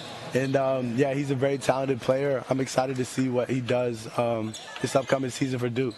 Drake, to have tested the way that you did here this week, incredible numbers in the no-step vertical leap, max vertical leap, among the more athletic players, if not the most, through this process. What's your reaction to the way you tested? Yeah, with as far as the vertical leap, I had no idea I was going to get 43. I definitely wanted to get 40. But yeah, just having my older brother and older sister here with me in Chicago, that kind of amped me up a little bit and got my adrenaline rushing. So I think that's what led to that 43. What's it like having family? Because this isn't a solo thing here. No. I mean, you know, all the games, all the practices, all the missed dinners, all the missed vacations, and stuff like that you were playing basketball and your family was that supporting you. What's this like going through this process with them? Yeah, it's great. I'm blessed to have a great group of people in my circle. And my parents, they didn't make the trip. So that's why my older brother and older sister are here. They're actually in St. Lucia right now. So, but yeah, like you said, it's just nice to experience this with them. And so I'm not just out here by myself. I mean, you've answered everything we've wanted to ask. I mean, I think the big thing for me is, and you kind of answered it. If you're not making shots, what keeps you in the game, right? Your defensive identity keeps you in the game. But what are some of the things that you really want to get better at, more consistent at, let's say? Yeah, definitely. Like I mentioned with him, definitely the ball handling. I'd say the shooting as well. I've heard the perception from my coaches that it might be fake, the 38% that I shot in college, because it's not high volume, it's low volume. So just still getting consistent with that. I'm happy that I'm working out in LA at Proactive with Don McClain, who's been in the business for a long time, like 20 plus years. Oh, I know. We traded for him. Yeah. 96. Yeah, so Don McClain can shoot it now. We have a good collection of guys over there with CAA, and it's just every day, just stacked days coming into work. It's awesome. Well, he said the door is closed on the decision. He's staying in the NBA draft, and the door's wide open now for a great future. Drake Powell, thanks so much for the time here today, and good luck to you in this process. Thank you, guys. Congratulations. Yes, sir. North Carolina star Drake Powell. Sean and I are still trying to get past the 43-inch vertical leap, Sean. Sean's part of his eyes went like, wow. I mean, like, we usually do the college slam dunk three-point competition at the Final Four every single year, and guys usually like, 37, 38. Man got 43. He said at the combine. He said, oh, yeah, 43. And by the way, Don McClain, one of my favorite stories. Jim Herrick, my freshman year at UCLA, was coaching us, and, you know, we kind of lollygagged over to the huddle, and he said, one of the guys he looked at says, "You're not good enough to lollygag to my huddle guys. Don McClain, he can lollygag because he'll give me 30 in a hurry down in Arizona." Jimmy.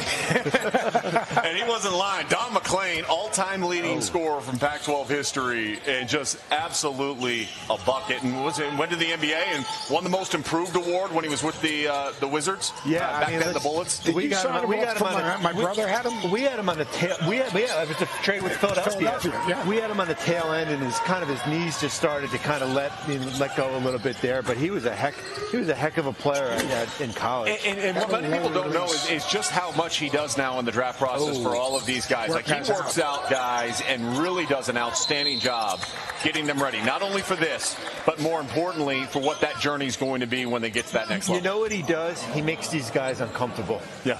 And when you go through the individual draft, when these guys leave here, the players, and they start doing their individual workouts in June, it is uncomfortable. It's an uncomfortable process because it's 45 minutes on the court.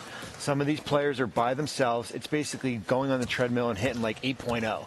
And it's repetition. There's no breaks. It's different than going through a college practice. Yeah, and sometimes they bring guys in to work against them that are basically hired hands to challenge them physically, right? Well, I'll give you a quick story. I mean, when we were doing this back in the 90s, there was a process where you were allowed to have your own players work out against draft prospects. You could have NBA players work out against these guys. So Ed O'Bannon, who played at UCLA, worked out against Kobe in 96. Khalid Reeves, who was at Arizona, worked out against Kobe. That went away. That is no longer allowed. I love this because talk about a baseline. If there's anything that gives you a baseline. I tell you one thing, you couldn't make any comparisons though there. I mean, stay away from the comparisons there. We had a kid along the state, Joaquin Hawkins, who was just actually ended up playing in the league, played for the Lakers, and he played his way in because he was one of those like workout dummies that he played so hard in those workouts just as a guy to play against that he opened up some eyes. Yep. Now, is that still practice where you bring some guys in that are just really tough and physical? You cast a wide net as far as guys to bring in. I mean, most teams are bringing in 65, 70 players. Even if you're not picking, if you have a pick in the 20s, you're still bringing in guys who might go undrafted just because it gives you something for summer league at least.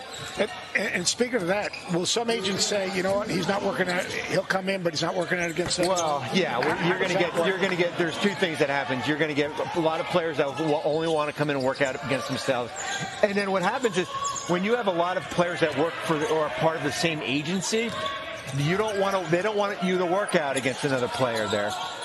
You know, we just had Drake Powell on the set. I want to bring in Jonathan Givony.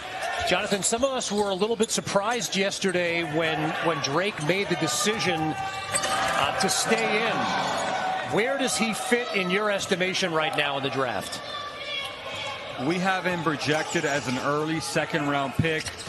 Now, there's a couple of guys in front of him that could pull their name out of the draft and move him up. I've been told that he's been looking really good in the private workouts that people have attended in Southern California. So I think they're banking on him, doing this tour of NBA team facilities and impressing people with his interviews and just his measurables and, his defense and his shooting. And so, I mean, it's not a big stretch to go from 32 in my mock draft to 22 on draft night. So a lot can happen still between now and June 25th. He's got such a young body. Yep. 19 years old. He's 19 years old. I mean, obviously he's got NBA athleticism. It's to me, he's one of the more intriguing ones, more shocking ones to me. Just for the fact that to stay in that league, how are you going to handle the G League? You could be in the G League the whole season. And, the G League is also a league of grown men. And, look, he's a terrific prospect, or I'd call suspect. Obviously a world-class athlete, but, man, that's a gutsy decision. Seth, I think the thing for him is he grew up a North Carolina fan. Both of his parents went to North Carolina. Yeah. So the idea of him entering the portal after the season that he had, I think I listened to some of the interview. It sounded like he was talking about how he was played out of position and he sacrificed and all that. So sometimes these guys are just ready for the next step in their career. Maybe, college is not for him, and he's okay being in the G League. Yeah, 100%. I mean, that's the hardest thing in terms of where we are also in college athletics. And it sounds sad, but in a lot of ways, with NIL and the transfer portal, the whole education side for the masses has been put on the back burner. But that's a bigger story. And a discussion for another time. Right. And had the pressure of performing there in order just to get the chance and the opportunity to be here. So now that they're here, a lot of them have been able to exhale and have performed extremely well. Well, even a player like Jamir Bates, who was he was in Portsmouth, and then he was at the Combine, G League Combine, and now he was able to, it's kind of like we said, it's like a survive and advance. You play well in Portsmouth, you get invited to the G League Combine. You play well there, you get invited to this. And he has 8 points so far today. He's an interesting player because it did not work out well for him at Indiana. No. Then he goes to Missouri, and he has good success there. And now it's kind of like that third. It's like he's trying to redefine his career as far as trying to get into the league. You know, it sounds like a silly way, but those guys that have played in this environment already, whether it's Portsmouth, where he played well, is like almost playing in an NCAA in a conference tournament where, you don't get the bye. And you get a couple of games underneath you. You get your feel for the game, your adrenaline, and now all of a sudden it's just going out and playing again. And first four. Yeah, the first four. And these guys are playing to their strengths. I think that's the most important thing. Nebhart, distributing the basketball. Ulbrich, rebounding the ball, running the floor, being physical. Jamir Bates, scoring and attacking, being athletic. I mean, they're showing exactly what they do well, and they're doing it at a high level.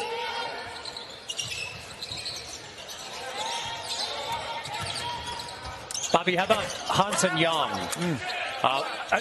There aren't as many international players here this week. It's mostly college guys, but this is a 20-year-old, 7'2". There are a lot of things to like about his makeup. Where does he fit?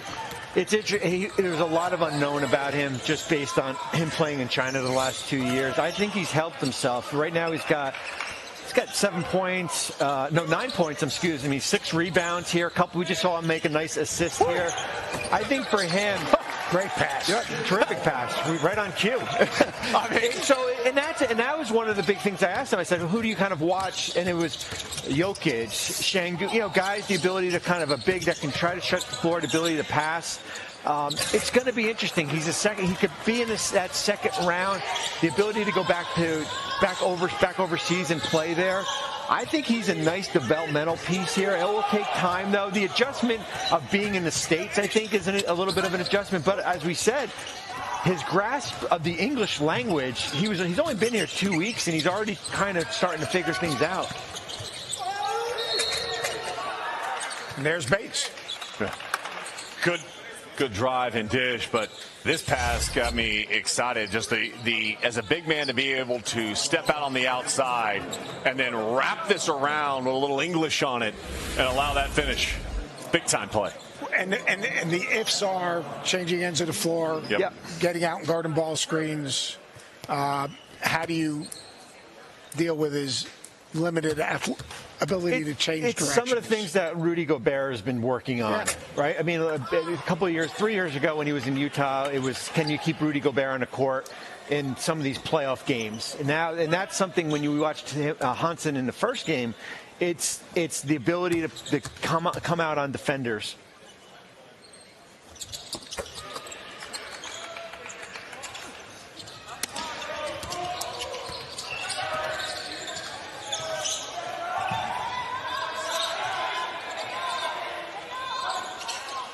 Sean, the player you had an eye on here, and you talked a lot about yesterday, Ryan Nembhard. Those numbers continue to be very, very good. Yeah, just consistent. As Coach was alluding to, what's the one thing that you have? What's the one trait that makes an NBA team say, you know what, that player can go, that can help us? And it's the ability to distribute the basketball, make your teammates better, put them in a situation where they can be successful. He just picked up his 5th assist. He's been active defensively, which I think is going to be a big question mark with him. But his level to pass the ball and set the table is elite. And look, Mark Few said it. Without him, their offense would have been a mess this year. And Mark Few is one of the best offensive coaches we have in all of college basketball. And year in and year out, they're amongst the leaders in efficiency. And he's had a lot of great guards.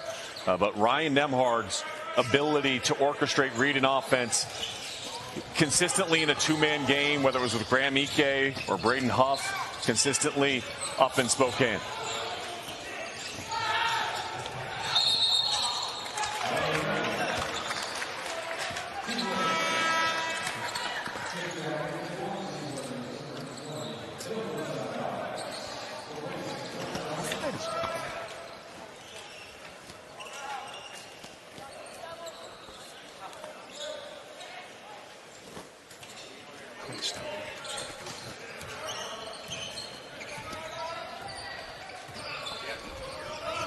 Oh, my goodness. What's supposed to happen at the joy that is so back with us right now.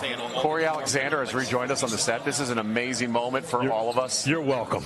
I mean, just the tremendous nature of what you bring. Your aura, as they would say, your aura and your vibes are needed. And as soon as I sit down, Greenberg gets up. He leaves. He walks away. Walks around with a hot mic, starts talking. Exactly. That's great. We can't hear him.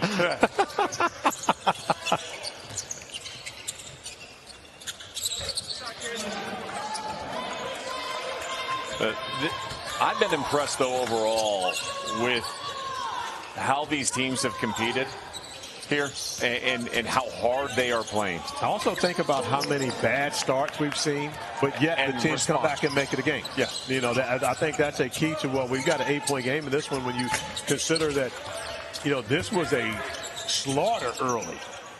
And we were talking about bad scheduling, et cetera, guaranteed games, the whole nine, and just like that, Team Domasan has gotten back into this.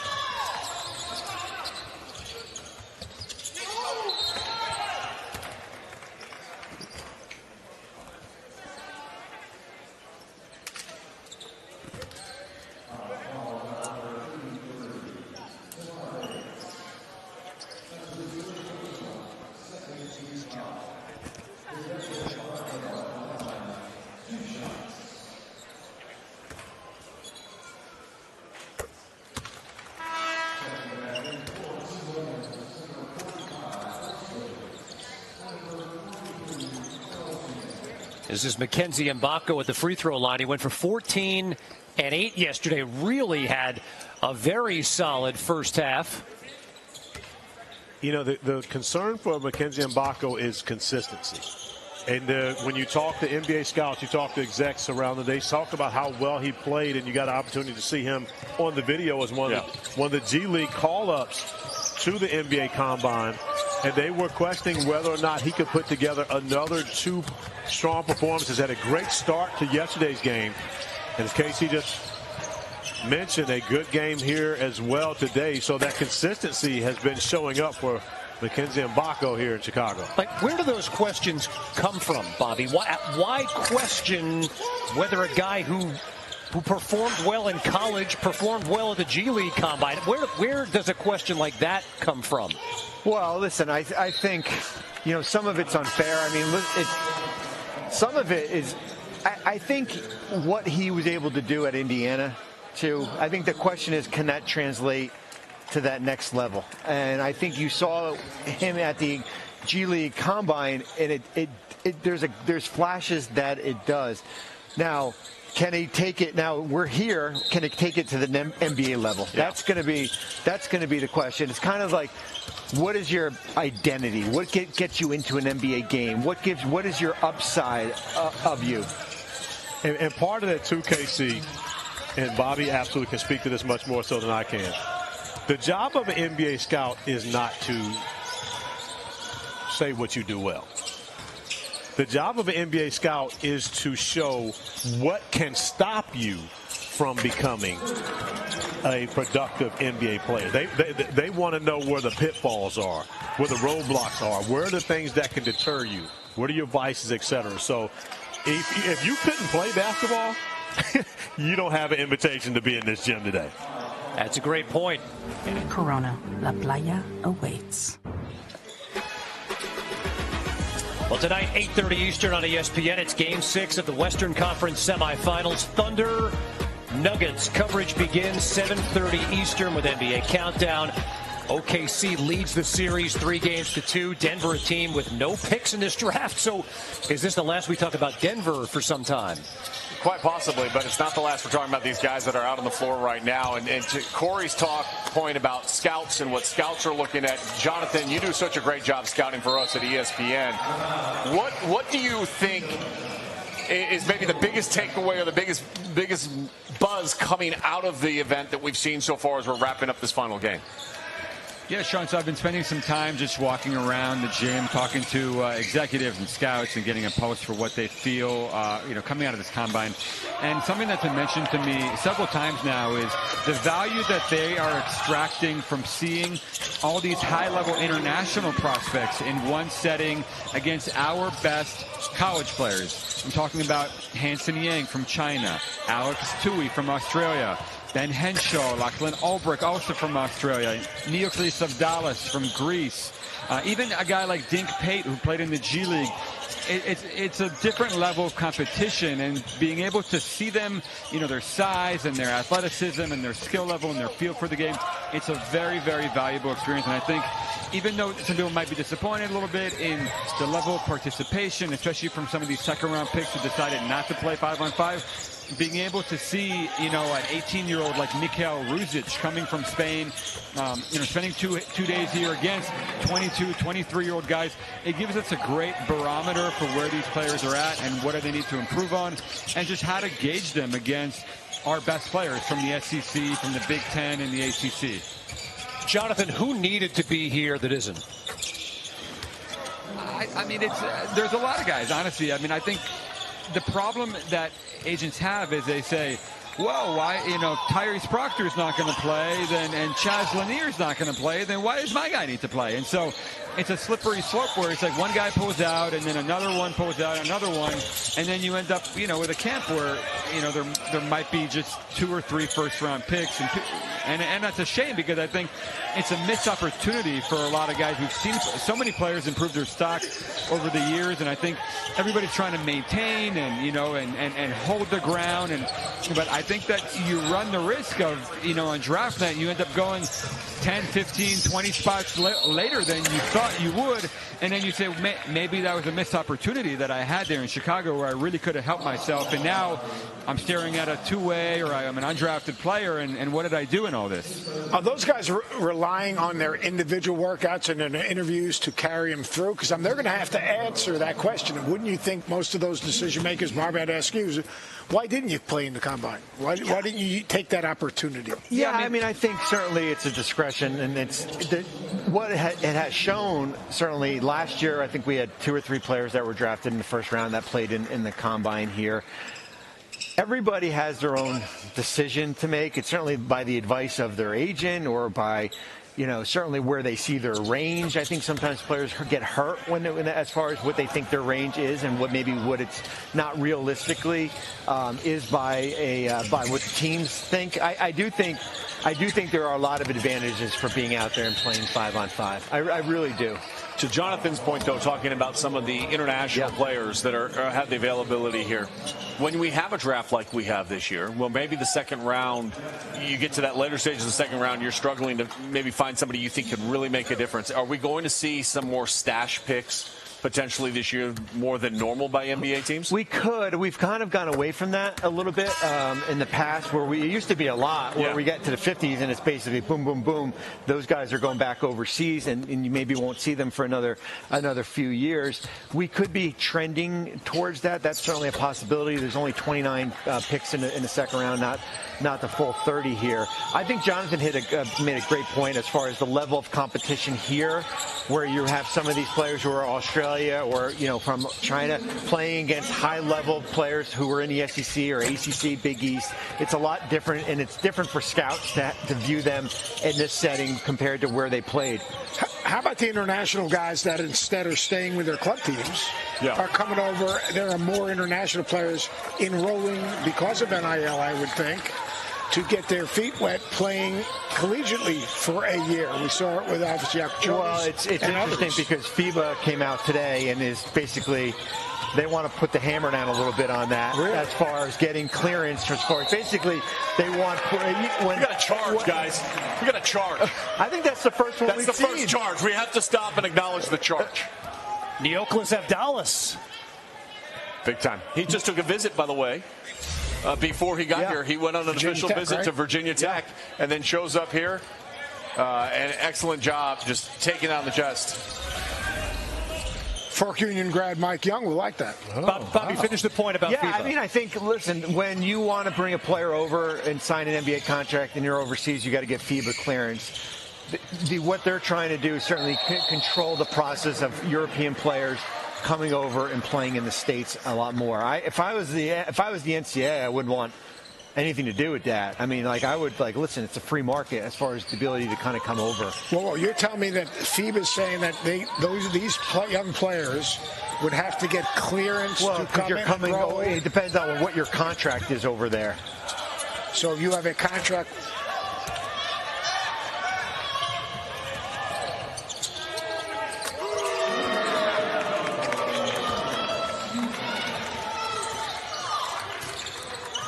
But, I mean, it's a losing battle that FIBA. I mean, these guys are making, you see players are making 30, 40,000 in France, come over here, be $1 million players. It's just going to be very hard for them to tell them, no, you can't do that. And, but, all the cheap labor in Europe is those 21, 22-year-olds. And so it's hard for them because they're losing dozens and dozens of players, and it's a real issue. A lawsuit that the NCAA is going to win? No, a lawsuit that FIBA's going to lose. I think that email that FIBA sends them is just going to get lost in translation. They won't even see it. All right. And we just saw Bryce Williams knock down another three. He has had a very good day today. He's up to 16 points. Prolific scorer at Nebraska for Fred Hoiberg. Shooting it a lot better today. Team Williams with a nice run at the end of the third quarter. We've hit on lawsuits. Behind the play and get elite level trail block shots. And look, he's got to get more comfortable with the three-point shot. I think we saw that a little bit more throughout the course of the year. He's got to get better with the ball in his hands. When I'm making a comp to him, I like Victor Oladipo. And I second that comp, and I would think that Corey Alexander would absolutely approve the official comp of Victor Oladipo. I absolutely do. It is a valid comp, and I have praised you all, other than this whole Ray Allen conversation, I've praised you all for your elite level work in your comps throughout these 2 days, and Victor Oladipo is absolutely on point. And when you look at VJ, one of the things I think you go back to too is when he played on the Bohemian national team. You had pros looking to get him the ball. You had pros looking to find him. DeAndre Ayton, Buddy Hield, Eric Gordon were all part of that team. And VJ Edgecombe was a guy that started, that's where the buzz really started to take off. And you know why that's the case? Because, and no disrespect to Buddy Hield or DeAndre Ayton, VJ Edgecombe is the toughest dude on that team. He's a dog. He is an absolute dog. And, again, you have to respect that when you're talking about an 18, 19-year-old who's willing to go out there and do whatever is necessary, guard whoever he has to be successful, to win. And that's VJ Edgecombe's personality. That's his ability. Woo! Talk about Tamar Bates playing to his strengths, getting downhill. You talk about Edgecombe. He has the opportunity to be an elite defender, a physical defender. And I thought he was a much better, his shot mechanics, and Corey, you've probably been around him more than I am, but just watching him on synergy and pulling play after play, his shot mechanics improved dramatically as the season went along. Yeah, I mean, VJ Edgecombe, and again, when you look at his skill, he's going to get so much better. And this is a young man that once Jeremy Roach was injured, and he was able to move over a slot really into that shooting guard spot beside Rob Wright at the point guard position, his production skyrocketed. Yeah, it did. And again, and Scott Drew, who is one of the best that we have in coaching, wanted to make sure he got all those guys opportunities. But oftentimes, there's too much going on the floor. But VJ Edgecombe, without Jeremy Roach on the floor, was at a completely different player, and he felt so much more comfortable. And speaking of Tamar Bates feeling comfortable, going down the lane, jumping off the right foot. That's over 7-1, by the way. That's over 7-1. Yeah. Yeah. And it means more. You know what I mean? When you dunk on a big guy, it just means so much more than it does you dunk on someone your own size. You know, someone your own size shouldn't jump with you. You're talking to two guys that can't relate to that. Who are the two? Sean's caught bodies before. Sean's caught bodies before. Who are the two you're talking about? You talking about you and Bobby or you and KC? I know you dunked on a 7-footer. I dunked on a 6'10". It's close enough. In college? No, not in college. In high school. Was it good? It was good, Coach. Even more valid. It was good. Even more valid when it happens in high school. Being that we're talking about guys that aren't here, not playing, talking about Edgecombe, Colin Murray-Burroughs. All right? Yeah. Like, kind of different. And I like Bobby. I mean, he's kind of almost a throwback to the small ball, 4 or 5, whatever, 6'6". Reminds me of Anthony Mason just for two cents. Legal. But like. Legal. A guy like that, is there a space for him? Maybe a poor man's Draymond Green? Oh, I definitely think so. I definitely think so as far as the ability to if you see what Golden State was able to do, kind of go small ball here. I think it's interesting. We saw that mock draft. It's a guard wing heavy top 10 there, where really Cooper, you saw Cooper flag there certainly, and then we see a lot of guards, whether it be VJ, certainly Dylan Harper, Trey Johnson's another name, Jeremiah Fears, who we've talked about. It is going to be interesting because when you get towards the back end of that lottery, then you start thinking, is it more fit? Is it more best available? Or how much separation is there from different guys? It is who has 2 picks. San Antonio's that one team at 14. It's an interesting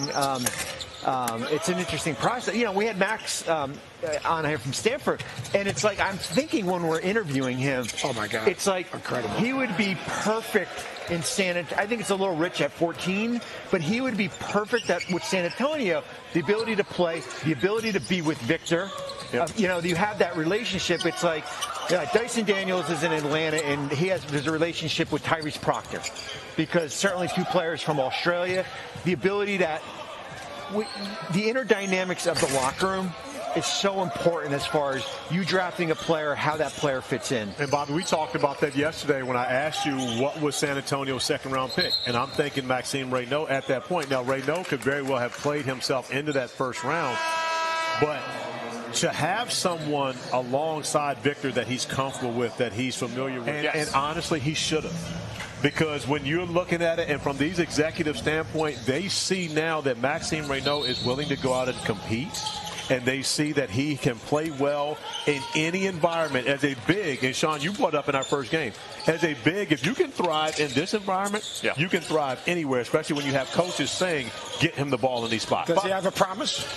I don't think so. I would be surprised if he had a promise. Listen, we went through this in New Jersey, 2003. We promised Zoran Planinic, who was playing overseas. Spell it. Never heard of him. And it making promises. I hate it. The last one I really can remember, hate it. Last one I can remember, Bobby, Darius Baszler. Yeah. And look at how that worked out. He's not in the NBA anymore. Let me ask you about Sanjay. If he's 24 years old, last year we saw Dalton connect and how people reacted to his age. Bobby, is it a real thing that when you're 24 years old that's looked at a little bit differently? It shouldn't. I mean, if you can come in and play, there's nothing wrong with coming in and getting a player that can give you, 7-8 years of good NBA skill set, as far as from a length. What position is Sanjay playing at the NBA level? That's the biggest. Who does he guard? That's the biggest thing as far as, is he just a specialist? Yeah. I mean, that's the whole key to it. Well, the other thing, his usage rate of position. Well, and his usage rate was so high at Wisconsin. When he gets to the league, his usage rate is not even become close to that. Can you keep that same efficiency that you had with a lesser usage rate? And then you go to past experience. Johnny Davis. Yeah. And you look how it worked out for Johnny Davis at the NBA level. Right now, I'm not even sure if he has a job. And so you consider coming from Wisconsin, having a similar usage rate, and now once you get to the NBA level, can your game adapt to what you have to do there and playing that role as we've talked about so much? I think the big winner is Tamar Bates today. I think the big winner today could be Jamir Watkins. He was great. I think he could absolutely, and especially from the standpoint of he has that option to return to school, because he may have made himself another $1 million on today alone in NIL money to return. Well, Bryce Williams, guys, by the way, 22 points, 4 of 8. He's doing what Bryce Williams does as well. I mean, there's been some great individual performances in every single game. There has been at least 3 guys on each team that we could sit there and say, I think they helped themselves. What does help themselves mean? We're going to find out over the next couple of weeks. And I think it's different guys from yesterday. Like, I think players who we questioned at the end of yesterday have answered a lot of those questions today. They really have. His guy, Koby Brea. Well, and I think it's just a familiarity with your teammates. You know, you put these rosters together overnight, and then you don't have any practice, and then you go through a game, and now you're kind of figuring out, okay, this is each person's skill set, who fits what as far as kind of the piece of the puzzle here. So I do think there is more of a comfort level in day 2 compared to in day 1. And you're also watching film. Your coaches break down the film. You get an opportunity to see it, and you're coming out and playing against guys the next day. You say, okay, well, Tahad Pettiford was getting to his left hand as often as he wanted to in game 1 with no scouting report. Okay, so we go out. So I'm Jamir Watkins. Yeah. I'm taking away the left. Yep. I'm going to force him to have to beat me going right. I'm going to sit on that left hand and see how he's able to, respond. And it wasn't a great response from Tahad Pettiford today in comparison to what we saw from him yesterday. Corey, let me go back to one last thing you said as it relates to Johni Broome and the advice that he got. Give me a general answer here. How often is the advice right to these young kids? Right, much less than it's wrong. I mean, again, we're in an environment where people are getting wrong advice all the time. And, one thing that I talk to young people about is be very wary of taking advice from people who have never walked in the shoes that you're walking in. And again, seek out counsel from people who understand what this life is about. And again, it doesn't mean that you had to have been a great player, but maybe you were an executive. Maybe you were around the right people to be able to advise these young people, because anybody coming off the street does not know this business, and they don't always know to give the right advice. Some guys are looking for the answer they want, though. Very true. I think it's important not to be a prisoner of the moment and realize that Johni Broome played 40 games this year against very high-level competition. We know what we need to know about Johni Broome. He also played at this NBA Combine last year and 2 years ago. So, I think NBA teams have made up their mind about Johni Broome. He could come out here and have 30 points and 20 rebounds, and he's probably still a second-round pick. But, JG, do you also think that he could come out here and show that he's improved in the areas that they said you need to go back to school? We saw him, 5 weeks ago playing You saw him 5 weeks ago playing against college players. These are college players, too. Yeah, but these are better college players. These are the guys who were the stars. He played in the SEC. The guy went to the Elite Eight. He played the highest level of competition that anyone. I would have liked to see Johni Broome here, too, but it's not that big of a deal, the fact that he decided he doesn't want to play. I believe that some people will think it was a big deal. And the reason I say that is because, again, the one word, and JG, you know this very well, they're always looking for competitors, dudes who love the game. Johni Broome is a competitor. I don't think anybody's going to question that. His agent decided that he doesn't need to play, and that's fine. Okay. I think the guy, in this draft, I can't see why he's not one of the 30 best players. Well, his passing ability is something I don't think we ever talk about enough. Like his feel out on the floor, his awareness, his ability to receive a double team and pass out of that double team. Mm-hmm. Now the big question is defensively, right? So now you get in a scenario here where you show that you've improved in guarding, get out on the ball pick and rolls, and guarding ball screens, etc., and guarding when you have to switch. I think it's a perfect opportunity for you to do that. And if you don't come in here and people say that you're a surefire lottery pick, you're a surefire first rounder, I don't think it ever hurts you to go out there. He's not the only one, though. There's other players. There's a lot of other players that we would have thought, hey, I would have liked to, personally, we all would have liked to see them play. There's about 20 of these guys that I would have loved to see out there. It used to be way back when we did have better participation. But I do think I think things have significantly improved compared to where we were 5 or 6 years ago, compared to where we are the last 2 years, where you are getting, at least we got to see him on the court on Tuesday. There is more. It's mandatory to be here. I understand, yeah, and I get where Jonathan's coming from. He was at, Morehead State and Auburn for 3 years, and he has played at a high level. Yes, we would have loved to see him play out here. If he goes in the first round, I don't think it will be. If he doesn't go in the first round, I don't think it will be because he didn't play here. So I would like to ask JG if he's available for this question. Did Maxime Ray know?